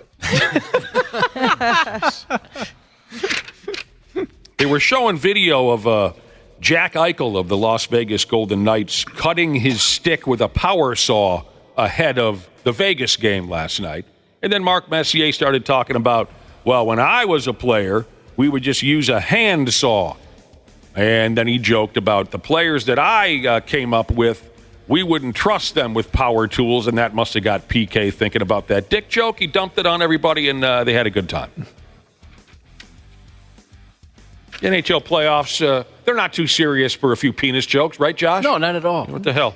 If you got them, use them. You could tell, everyone else they didn't know, should we laugh? What should we do here? Mm-hmm. Yeah, Messier just turned and looked at the camera like, I don't know what to do. Yeah, he wasn't ready for that. No. Here we go. Check this out. Right here in front of me, I've got some of the nickname ideas for that new Utah hockey club. Now, again, it sounds to me like they're going to play next season without a nickname. They're going to work it out. They're going to have the fans vote. Wink, wink. Mm-hmm. Right? And they're just as awful as you might imagine. They've filed for trademark applications for a handful of names, Randy Shaver, for the Utah professional hockey team. And here's what I have in front of me. God, they're terrible. The Mammoth. Oh, like woolly? Like a woolly? Yes. Woolly mammoth. Yes. Dumb. It was very dumb. Again, Josh, you got an education. How do I say this? I think I know how to. The singular names drive me crazy. Oh, and then you're going to love the next one. The Ice. That's so literal. The Utah Ice? The Utah Ice. Their football team is the field. Right. The singular names drive me nuts. We covered this already. They're thinking of maybe calling the hockey club the Utah Yeti or Yetis. Yetis isn't bad. It's terrible. I kind of like it. I mean, at least it has an S at the end. I'll give it that, Wobble. Mm-hmm. Other than that, it's stupid. It's like I keep thinking of, when I hear the name, I picture the logo, like I'm making a Madden football team or something like that. Right. The Venom. No. Awful. The Fury. Awful. Awful. The Blizzard. Awful. Do they even get blizzards in Utah? I don't know. They probably do on their ski hills. And the Outlaws, at least, has, No. I don't think of Outlaws when I think of Utah. No. Yeah, it sounds sarcastic, doesn't it? Yeah. No, I think of some pretty straight-laced folks. You know what? The Ice one may end up being the best one. It's just clean and simple. Utah Ice. Let's go Ice. They suck. They all suck. Now, you're going to love this. One of the most lopsided victories in the history of hockey happened. It's got to be the most lopsided victory in the history of hockey. Happened last weekend, and it doesn't have anything to do with Russia or Canada, the U.S., any of the powerhouse hockey clubs. This happened at the Under-18 Asian and Oceania Championship. The Under-18 Asian and Oceania Hockey Championship. Last weekend, Thailand defeated Kuwait in a game of hockey by a final of 57-0. Kuwait has been down the last couple of years, there's no doubt. It says here Thailand has transformed themselves into a youth hockey juggernaut in recent years. Interesting. Okay? I had no idea. Yeah. They outshot Kuwait. Maybe you're saying, Kuwait, maybe they got a few shots on goal, and Thailand's goalie was just that damn. No. The final tally for shots on goal, Kuwait got outshot 122-1. Oh. They got one shot on goal. Oh. They stopped the game and they retrieved that puck for the one shot, to keep it, put in the Hall of Fame. 17 goals scored in the first, 28 in the second, 12 in the third. There was a kid for Thailand that had 13 points on the night, 7 goals, 6 assists. Oh, should I try this next name, Josh? That last name is going to take a while. There was another kid on the Thai team that had 7 goals and 4 assists on the night. His name, Nachayatorn. That's the first name. Nachayatorn. I got to try this because it's going to be fun. Yanakorn Thanapunt. I'm sure that's exactly how you say it. Well, you want to come over and give it a shot? No. I think you did great. Yanakorn Thanapunt. He's a defenseman, and he had 7 goals and 4 assists. Do you think you can buy his jersey? Oh. Just have that on your back. Oh, he's pretty young. You better have some broad shoulders. Yeah. Especially if they make you pay by the letter, too. Yeah. It just like wraps around the number in a circle. The Kuwait goaltender made 65 saves, but he let in 57 goals.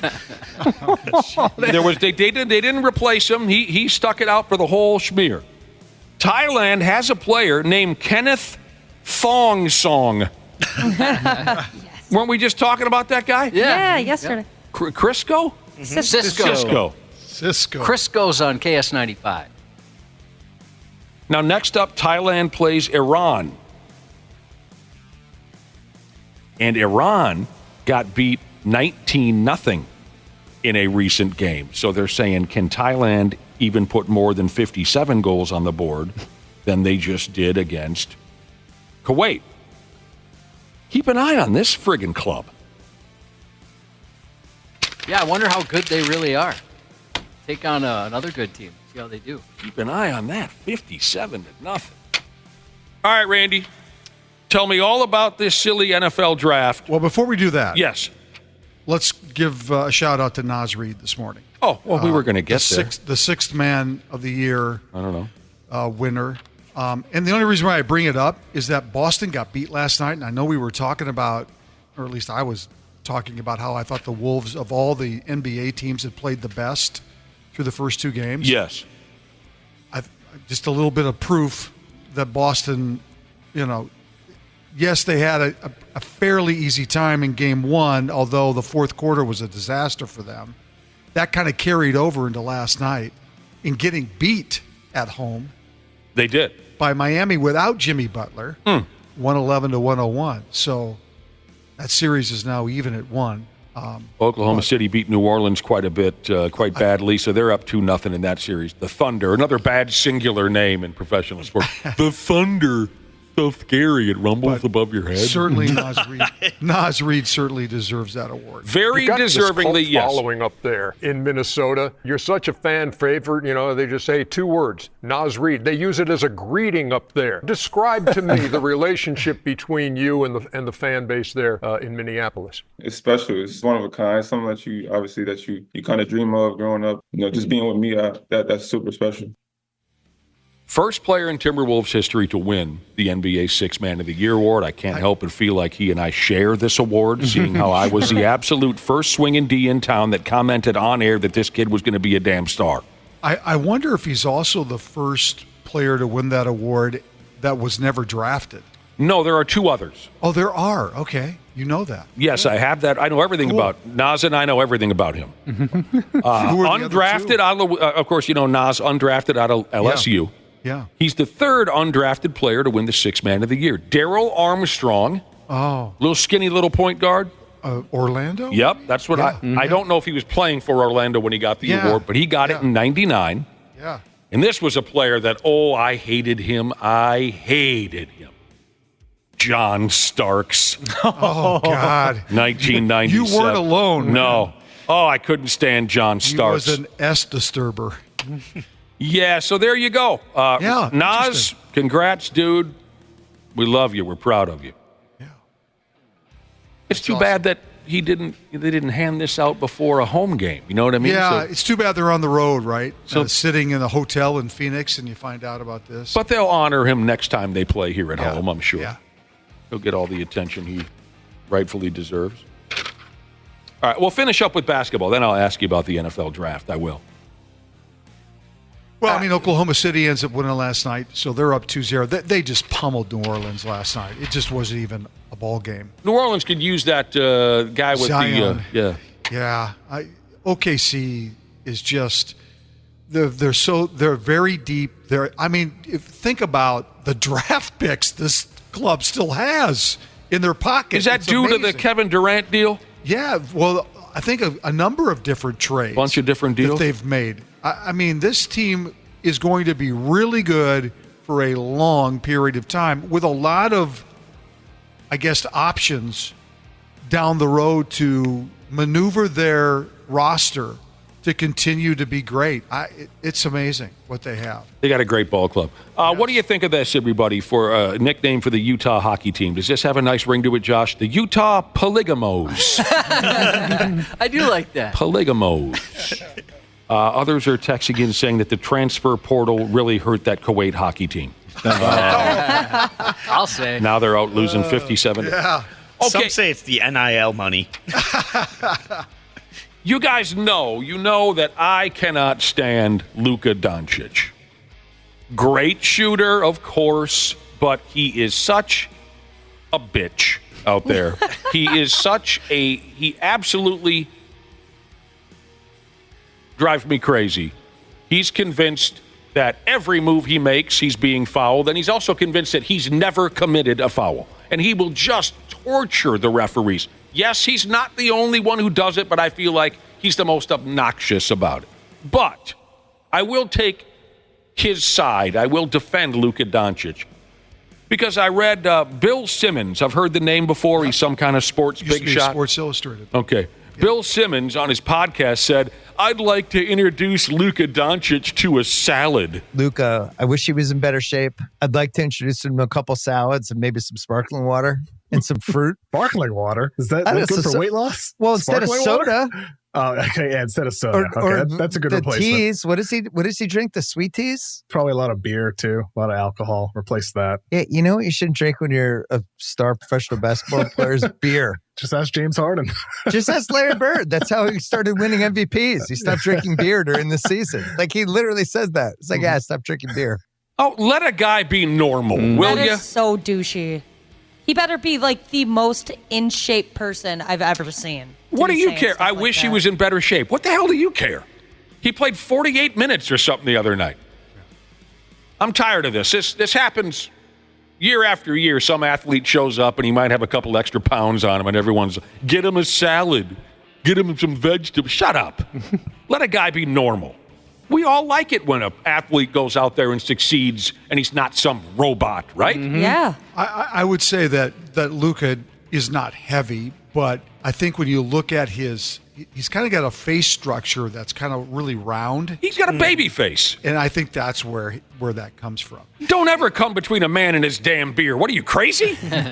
I will say this, as you were talking about Luca, he's probably even more polarizing than Gobert. Oh, absolutely. If he's not playing for you, you likely cannot stand the guy for all the reasons you pointed out. He is relentless with his crying. Yeah, even more than Gobert. Gobert doesn't cry nearly as much as Doncic. Doncic. Oh, hell no. Yeah. But let a guy have a few extra pounds, for Pete's sake. Let him eat some wings and drink some beer. Get off the guy's ass. All right, here are my questions about the draft tonight, Randy Shaver. Where is it? Where is it? It's in Detroit. When is it? It's tonight, the first round. What do you... 6:30. I'll save this question for last. Is there an alternate broadcast starring the Manning family? That's a question I can't answer. There is one with Pat McAfee. Oh, no thanks. Even worse. Yep. Will either of the hilarious Kelsey brothers show up and chug a beer? I don't care. Don't want to watch that. And finally, what do you predict will happen tonight with the NFL Well, draft? I mean, here's the thing. The Vikings have very limited picks. If you look at what they have tonight, they have 2 first-rounders. Then they don't have anything until the 4th round. So if they're going to do something, the draft capital that they have will be the 2 picks they have this year, probably a first-rounder next year, and maybe even another pick next year. So there is so much speculation. To me, and I know, Nick, you're not into this, but no, to me, this is probably the most intriguing draft in a long time because of the quarterback-heavy possibilities at the top. Yeah, quarterbacks are interesting. And the mystery... If they're in shape, of course. Yeah, of course. And the mystery surrounding what teams will do up top in either trading and moving back and allowing quarterback-needy teams to move up and what that price is going to be. I think the Vikings, if they move up tonight, and there's a lot of speculation they will, it's going to cost them a lot. Yep. We're going to sit here and speculate for a long time about whether it was worth all of the picks they give up to get whoever this quarterback, whether it's Drake May or J.J. McCarthy, because those seem to be the 2 guys that are talked about the most. Or I've seen some mock drafts in the last 2 days that have McCarthy dropping all the way to 11. So again, it's a total mystery as to how this thing is going to shake. And there's going to be last-minute trades and surprises that are going to totally change the direction of the draft. Well, right. But the Vikings are clearly, their number one thought process is to get the quarterback of the future in a quarterback-heavy draft. So we'll see what it ends up happening tonight. Yeah, it's crazy because there he is. Like you said, J.J. McCarthy's going down, and then a bunch of teams are starting to like Michael Penix again. It's just all over the place. It's a lot of smoke screens. Everybody's throwing things out there. Yeah, I wouldn't say that J.J. McCarthy's going down. I would say that there are certainly teams between picks number 5 and 10 who don't necessarily need a quarterback. And so if McCarthy doesn't go in the top 4 picks, and if the Chargers and the Cardinals don't trade back to allow a team to jump up to grab him, he could fall to 11. And that's what the Vikings, that's the risk they're going to take tonight if they decide to stay at 11, is will one of those guys, and we don't know this, maybe they love Michael Penix. Mm-hmm. Maybe they have been posturing all of this to get Michael Penix. We don't know that, We don't know nothing. It's going to be, to me, I'm sorry, I'm kind of a draft Nick. Tonight's going to be fun. You love to it. see what happens. I always root for chaos at the drafts. I want to see a lot of trades. Too. I want to see last-minute things. I want to see fans just revolting and being pissed off. I love it all. That part's fun to me. Yeah, I think it will be enjoyable tonight. There's a kid who's expected to be drafted in the first round, a cornerback out of the University of Alabama, and his name is Kool-Aid McKinstry.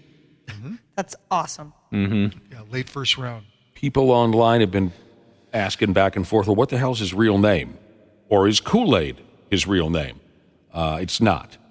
He was born with the name JaQuincy McKinstry, but apparently the story is from the moment his grandmother laid eyes on him, he became known as Kool-Aid. His grandma, her name is Brenda, she told the local news down there, rather than crying or causing a fuss when he was born, he came out smiling, and his face reminded his grandmother of the Kool-Aid Man. Sure, that commercial. And the name stuck.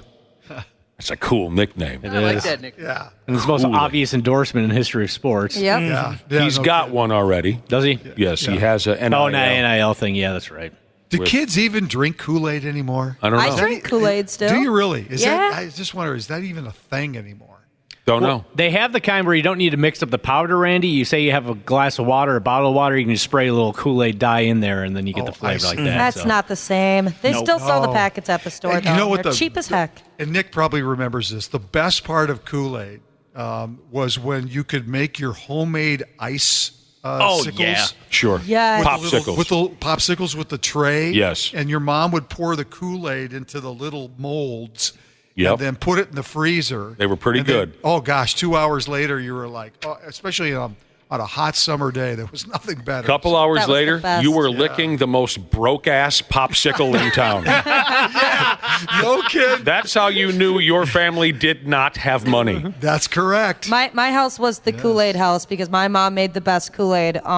Because she put like 3 sugar. extra cups of sugar. Yeah. That's how you do it. Yeah. That's right. There was no way there was any home in Hennepin County between the years 1976 and 1990 that consumed more Kool-Aid than my home. My friends called my folks' place Kool-Aid Land. Oh, cute. There was always something in the fridge, and we blew through a lot of that stuff. Kids come home from your house, there's a huge Kool-Aid mustache all fired up.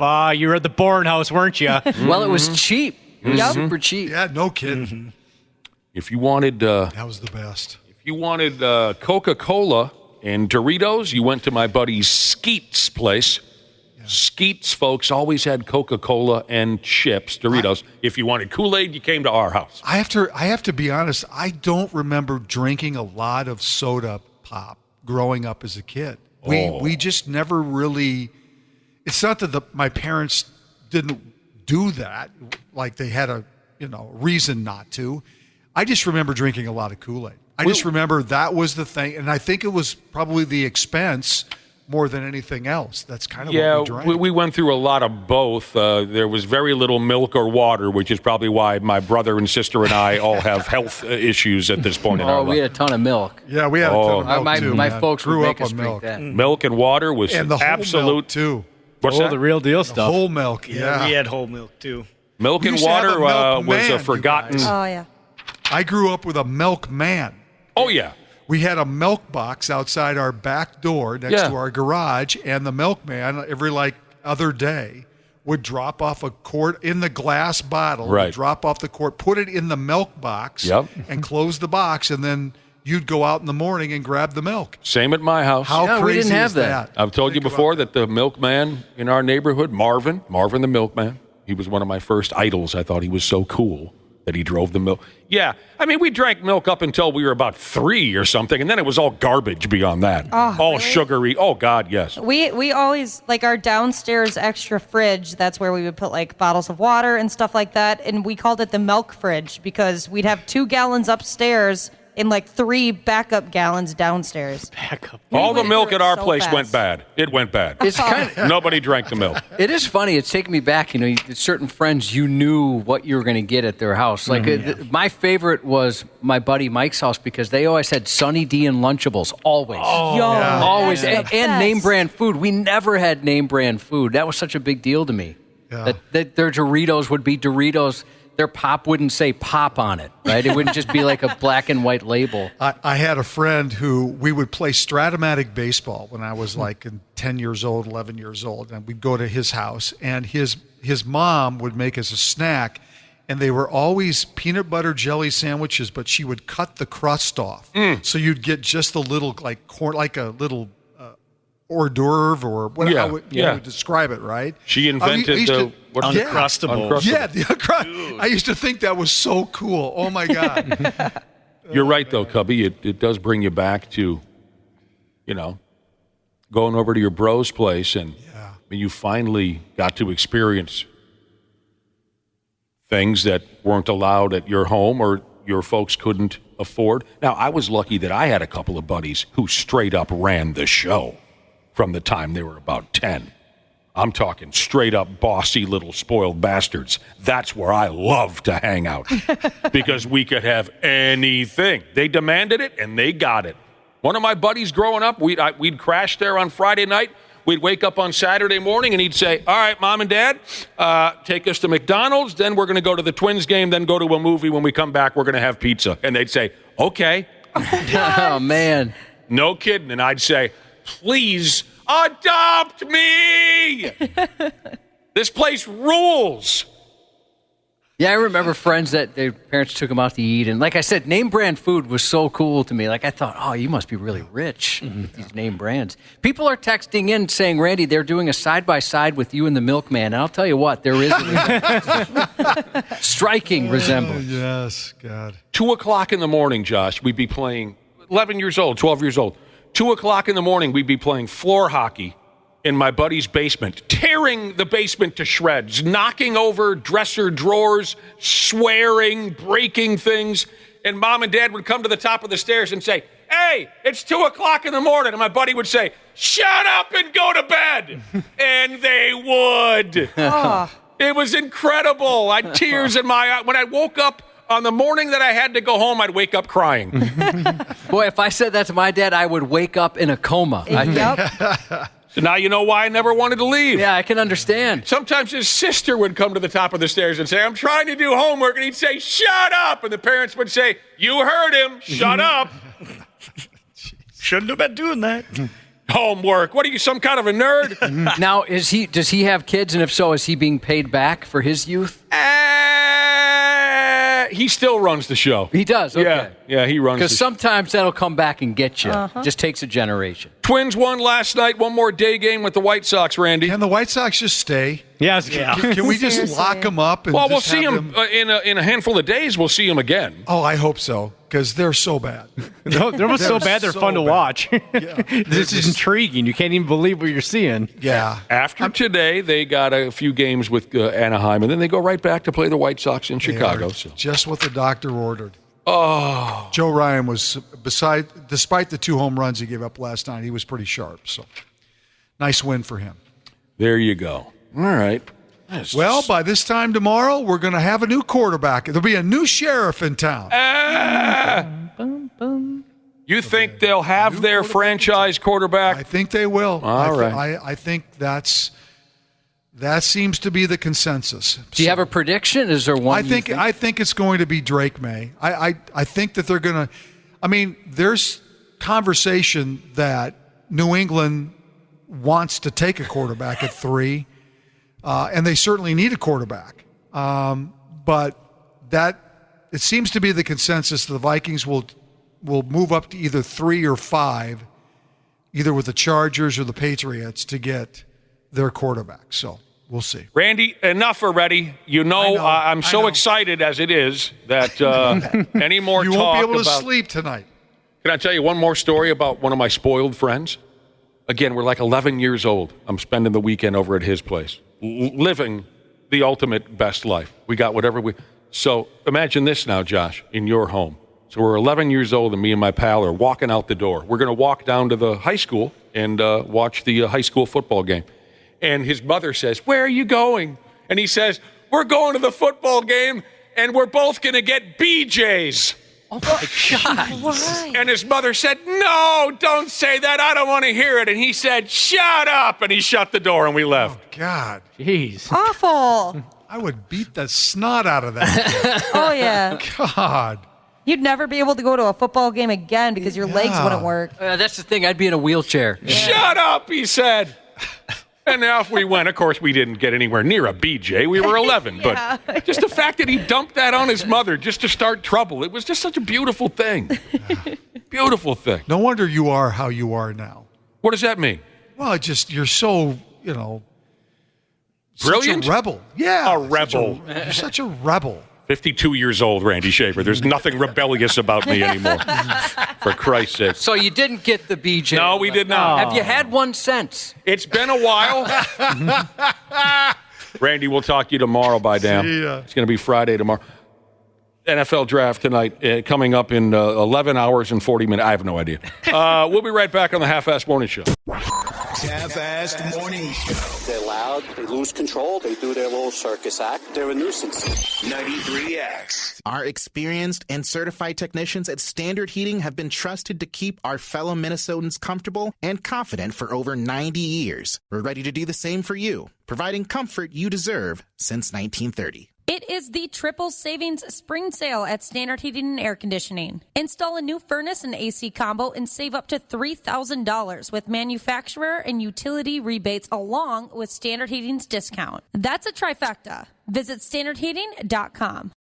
Our house is a mess. Come on in. I'm Amber Wallen, internet comedian and host of your new favorite podcast, Fly on the Wall. Okay, that's pretty presumptuous to assume that this is going to be their favorite podcast, by the way. Anyway, that wasp that you just heard interrupt me is my husband. And co-host, Benjamin Wallen. Listen in as we discuss relationships and keeping our sweet baby kid alive.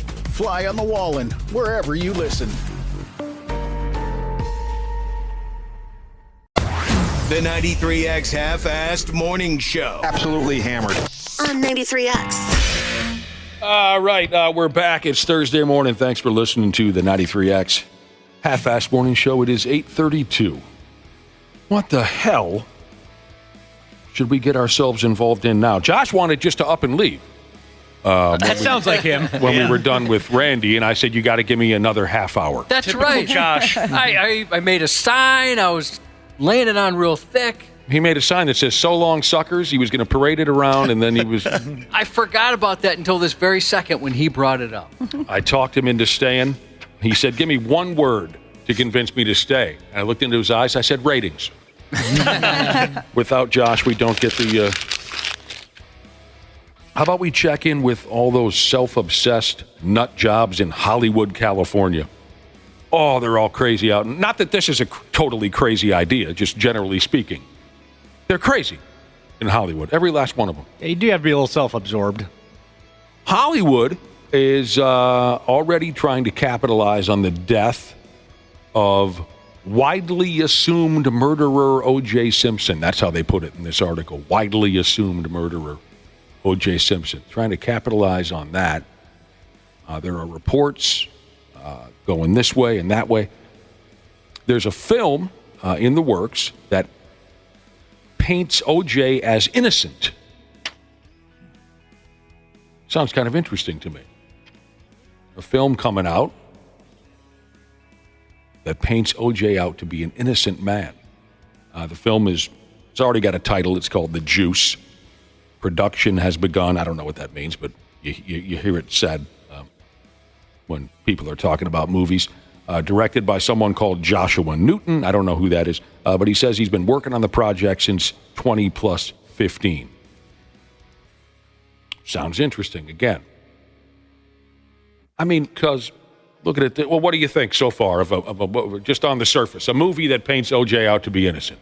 Stupid. Well, I mean, go ahead, make your movie, but Owen Wilson was asked to be in the movie, and I think a lot of people would feel the same as him. He's like, are you crazy?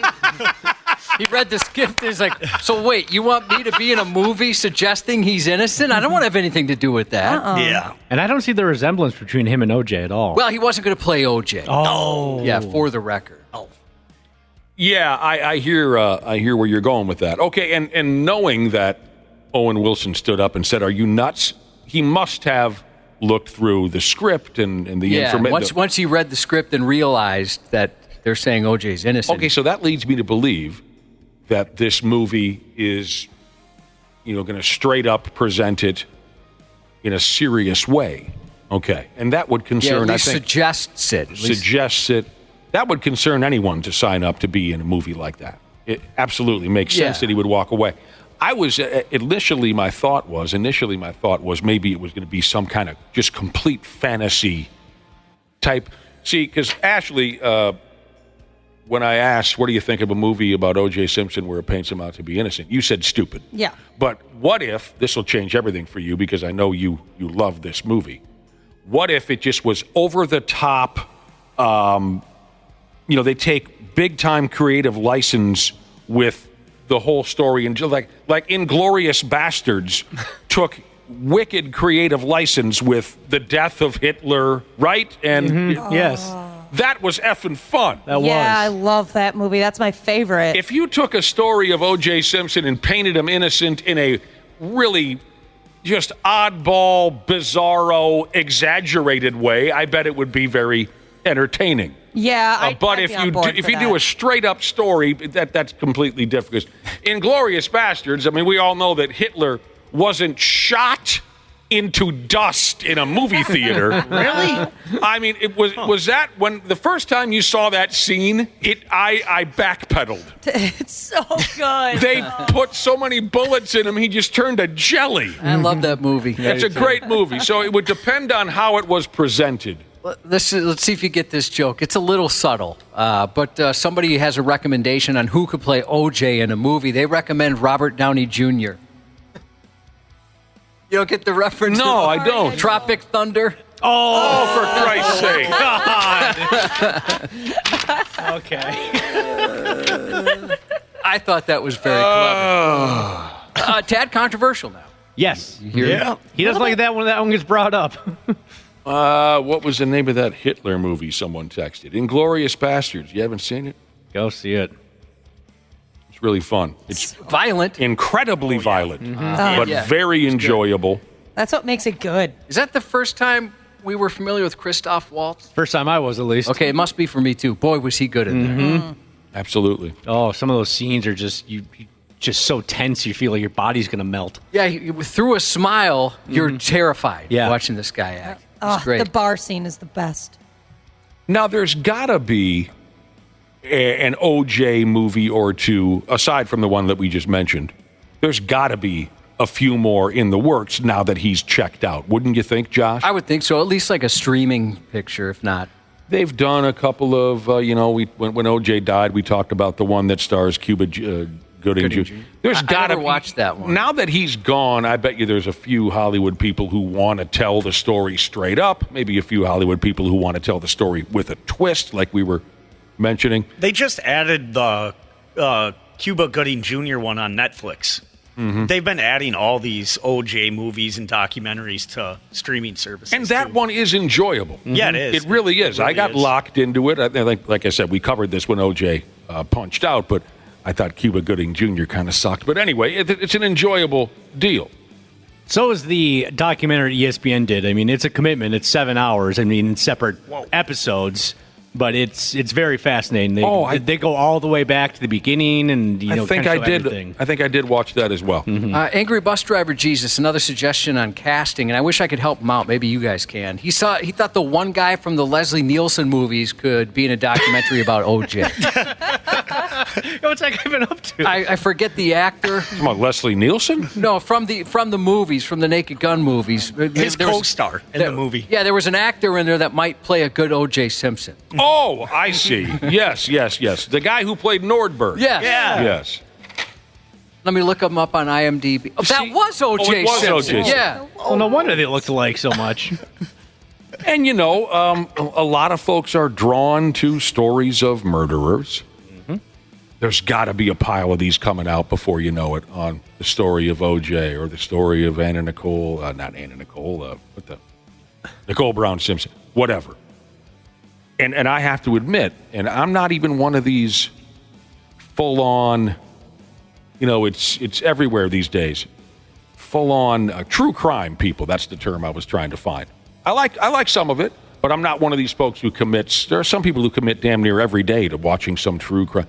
But I have to admit that as dark and awful as these stories are, I've seen a couple movies on John Wayne Gacy that were well done that you have trouble sleeping. It's so horrible. Do you remember the name of one? I think one of them was just called Gacy. Yep. I can't remember. I'm no good with the names. I don't know if I could watch. They're tough to watch. They are, but they're well done, and the acting is true. I've seen a couple on Charles Manson. I've seen a couple on Ted Bundy. Ted Bundy ones, yeah, those get me. I'd be down for an OJ. I don't know if this exists, so maybe it already does. Like a movie about OJ, where he is actually, like they say, he's the killer, and it's not like a documentary style. Like it's I can't think of the way people describe those movies. Biopic. Where it's like realistic, but also not real at the same time. Like they take, I guess. Kind of like the Ted Bundy movie that came out with Zac Efron, like that style of movie. Gotcha. I don't know what you mean. I mean, it was just a movie. Well, yeah, I don't like any like serial killer movies if it's like a documentary. I think those are dumb. Oh, so you want to dramatize the bit? Yeah, exactly. Yep. With a star. A film over a documentary is what you were trying. You just want another Zac yes. Efron movies, what you're saying. I'm good on him. Ooh, if only we could get one about wrestling. I bet it'd be pretty good. I bet it'd be amazing. You could Efron, Jeremy Allen White in it. Yeah, maybe make it about the Von Erichs or something like that. I bet it'd be great. Well, they could try it again because they screwed up the first one. All right, one more time from the top. Get everybody back. We're going to try one more time. So that's, some of that stuff is really, really interesting. Creepy, yes. I'm with you, Nick. I need to have to be very well done and have a lot of people say this one is a solid one. I'm not somebody that can sit and watch every single Dateline episode or every flavor of the week that comes on Netflix. The really, really good true crime stuff that's really well done, that I enjoy, but I'm not the type that listens to every podcast and checks out every new Hulu show that comes out each day. There's a lot of those. There sure are, yeah. One of the things that I enjoyed about watching Ted Bundy movies is knowing that in the end, he dies horribly. Yep. Absolutely. Horribly. And so I kind of sit there, you put up with this bastard animal and what he does day to day, knowing I'm going to love the ending. I'm going to love it. So there you go. I'll probably skip it once it comes out. The OJ? Even if Owen Wilson was in it. I like Owen Wilson. Like, I'll just live vicariously through you guys, whoever watches it. I think it would piss me off too much to watch a movie where he's painted as innocent. Well, I'm kind of drawn to it. Well, the court said he was, sort of. Yeah, I wouldn't be in it, but I'm okay watching it. You don't want to star in it? No, so I can, I would give it a shot. I would give it a shot to see what route they take. Half-assed morning show. They're loud, they lose control, they do their little circus act. They're a nuisance. 93X. I friggin' hear you. I do. We're back. We're going to switch over from brutal murderers we were talking about a few minutes ago. We're going to switch over from brutal murder to MILFs. Before we go, we got to talk MILFs. I made a promise to a young listener that before he got off the school bus that we'd talk hot MILF action. That's nice of you.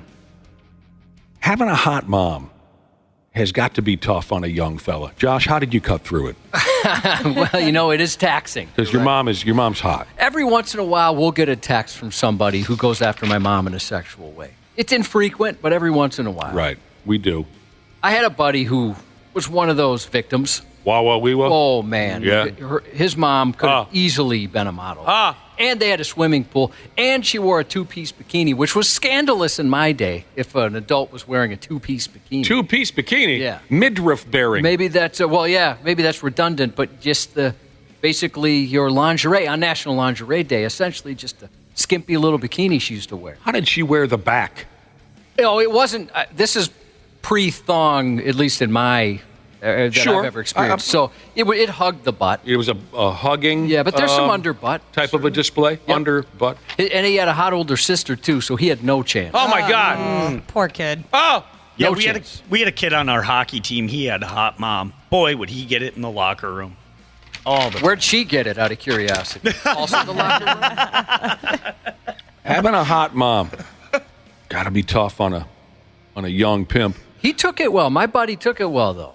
He really did. Ours did not. Oh, really? He got offended pretty easily? Yeah, and I think that's what made it worse was, he would just blow up, and it's like, dude, now we know you hate it, so. Well, Josh, your buddy, he had a pool. I mean, I feel like if you have a pool, you can't complain or get upset about too much in life if you have a backyard pool. But he was loaded, too. Oh, yeah, he had it all going for him. He did have a lot going for him.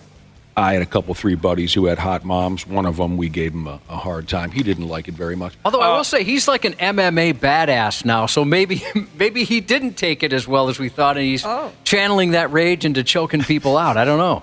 There could be a connection there. Does anyone or any of you remember a supermodel? She goes by the name of Christy Turlington St. John. Stunning.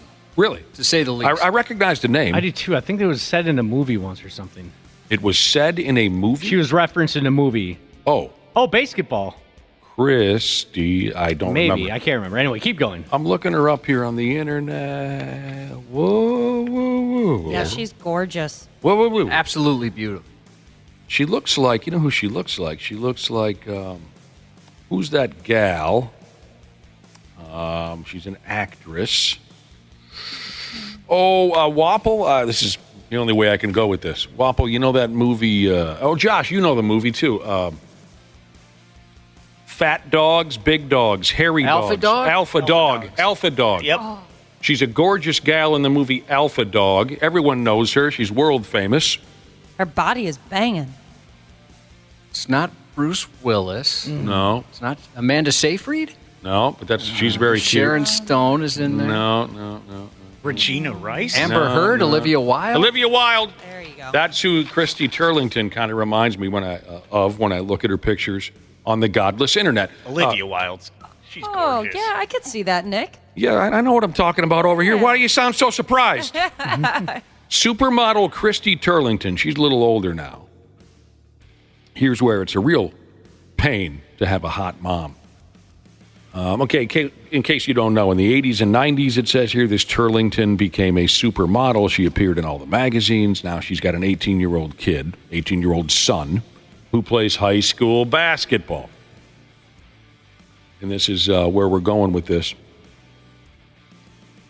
This kid, her son, by the name of Finn, the opponents, the opposite team, tortured him during the basketball season by passing around pictures of his mother all butt-ass naked from one of her old photo shoots. Oh, that's tough. You see what I mean? They were flashing the pictures in the stands. And he's got to try to concentrate on high school basketball while the opposite clubs are hauling into the gym naked pictures of his mother. Making a free throw and the entire student section behind the basket have naked pictures of your mom. That's your mother's vagina right there. Just a big close-up, like those big heads that they have that they hold up at games, like Golden Gopher's head. I got it off the internet, dude. Check it out. Yeah, we've all seen it. Yeah. A lot of us have seen it. Sometimes you hear about these celebrities they'll put provocative photos of themselves up in their home, right? Maybe they've got kids or nudes. I'm trying to remember. There's just a story not too long ago about a celebrity that did that, saying, "Oh yeah, I've got nudes around the house." The kids. Oh, you mean like hanging on the wall? Yeah, putting it on the wall. How? Okay, that's insane. So I wonder if this is such an open thing for this kid that maybe the fact that his buddies are busting his chops about it's like, it's nothing I haven't heard before. I know they're out there. Yeah. She's very open about this kind of thing. Maybe it's not that big a deal, and I pray that's the case for him because I can't imagine going through something like that. I don't have anything here in this article about how the 18-year-old son reacted to this, but it sounds like Christy Turlington herself was a little pissed that the opposite basketball teams were torturing her son in this fashion. And just on a side note, how unbelievably vain do you have to be to hang naked pictures of yourself on the walls of your own home? Yeah. It seems a little vain. How irreparably arrogant do you have to be? It's insane. Yeah. I kind of get crap because I don't have any pictures up on our wall. Certainly none of us, but really nothing. Yeah, that kind of blows my mind, Josh. I've got something on like every wall of the house. Of yourself? No. Well, I'm in some of the pictures, but they're like family pictures and stuff. Yeah, see, word. I never really fully understood the hang a picture of our family in our family home gimmick. I never really understood that. But anyway, Christy Turlington says she was surprised it didn't happen sooner. She was surprised that none of her son's high school basketball opponents didn't come up with this bit a few years ago. But at the same time, she said she thought it was very rude. Rude! I mean, he's 18. I'm sure this has happened to him at some point throughout high school, like with his buddies at least being like, hey, yeah, I saw your mom naked. Well, maybe his last name isn't Turlington, so maybe opponents didn't pick up on it right away. Well, I don't nowadays it's not too hard to figure some of that stuff out because one person finds out, they're going to tell everybody. Yeah, that's a good point. Yep. Wolfpack softball Jesus, he mentions, didn't I have a buddy whose family was nudist? Yes. Now, but the topic is hot moms, and she was far from hot. She was very naked, but not attractive whatsoever. Yeah, they would walk around. She ran a daycare. She would walk around naked all the time. Every time you tell that story, it makes me want to call the police. Well, I'll tell you what. I was so young that I sometimes I wonder, was I victimized at that point? I mean, they weren't trying to be provocative. That was their lifestyle. So that's a little different to me versus she's saying, hey, take a look at this. You cannot run a daycare and be a nudist and just say, well, that's my... No. That's the way I'm a nude... No, you can't have other people's kids knocking into your naked ass cheeks at a daycare center. I wonder, so the one thing I never found out, because this was between 3rd and 6th grade, we were friends, and then he went to a different school. I don't know if the parents of the kids she was watching were aware. I don't know. That makes it even more wrong. Well, I don't know if they are aware or not, because, I'd be there after school for a couple hours and go. So you're between 3rd and 6th grade, you're walking around a home where the mother's hairy private parts are on full display. That's right. And she's saying, time for soup, time to watch some television, whatever you do at a daycare center. Exactly. Let's go outside and play. Pubic hair. Yes. Of a grown woman. Correct. And you are a minor. And then was. Dad would come home and his penis and testicles would be exposed. Never saw Dad. Naked, that is. He'd come I've rarely actually ever saw the dad. And I'm sorry, because I get so fired up whenever you tell this story. Your parents were or were not aware of this? Oh, I never told them. I was too embarrassed. Yeah, I never said a word. Yeah, it's like the last kid gets dropped off at her daycare, and all right, close her off too. Yeah, yeah. I wonder. I guess that's something I've wondered as an adult, thinking back. Like as a kid, I wasn't thinking about it, but I wonder, did the parents know? It was wrong. It doesn't seem For right. For God's sake. How can you defend that? Who, her? Yes. Well, like I said, I had asked my buddy. Of course, the first time I was shocked. I'd never seen a naked woman before. And this is, save your text, way before I saw my grandma's boobs. This particular woman, I mean, she's walking around naked, and he says, that's my mom. She introduced herself like nothing's going on. And I had asked him, like, what is happening here? And he's like, oh, my parents are nudists. It's just kind of what they do. And then she explained it to us. I still can't believe it. I just can't believe. All right, well, we were talking about hot moms. It ain't easy having a hot mom. I was made uncomfortable once, about 15 years ago. So I was a fully grown man. Maybe not even that many years ago. Between 10 and 15, doesn't matter. I was a little younger. I was sitting next to an old timer at the bar. He's checked out now. I missed the guy. Funny guy. And he had one of these voices like this, very scratchy, fun to listen to. And my mom and dad walked into the bar. And it was true that my dad was a member at this bar. Everyone knew my old man. My mom didn't come in there very often. But on this occasion, whatever it was, 15 years ago, here comes my mom and dad. Now, the old timer sitting to my left with the scratchy voice, he's known my dad for years and years and years, but he never met my mom. And he turns to me as my parents are walking in the door, and he goes, God dang. Now I know why your dad never brought your mom in here in the past year. She's pretty effing hot. Oh, man. It was the only time I've ever been able to, share a moment with, people who grew up with hot moms. And that's the only story I can. Your mom is very pretty. Well, I appreciate that. Yeah, honestly, I'm not just saying that. She really is. I told the guy, I said, no, you can't say that to me. I said, look, they're old now. Yeah, you can't say that to someone. But he was old too, so I wonder. So I'm sure I saw a picture of her when she was younger at your dad's service, where they had all those pictures up. Yeah. I just didn't. I guess I was more looking at your dad. Yeah, they were slinging heat back then, the two of them. Yeah. My mom gets hit on every time we go out together. It is so infuriating. And I'm protective of my mom because it's always like, a creepy older guy because my mom is, in her 60s. It wasn't too long ago.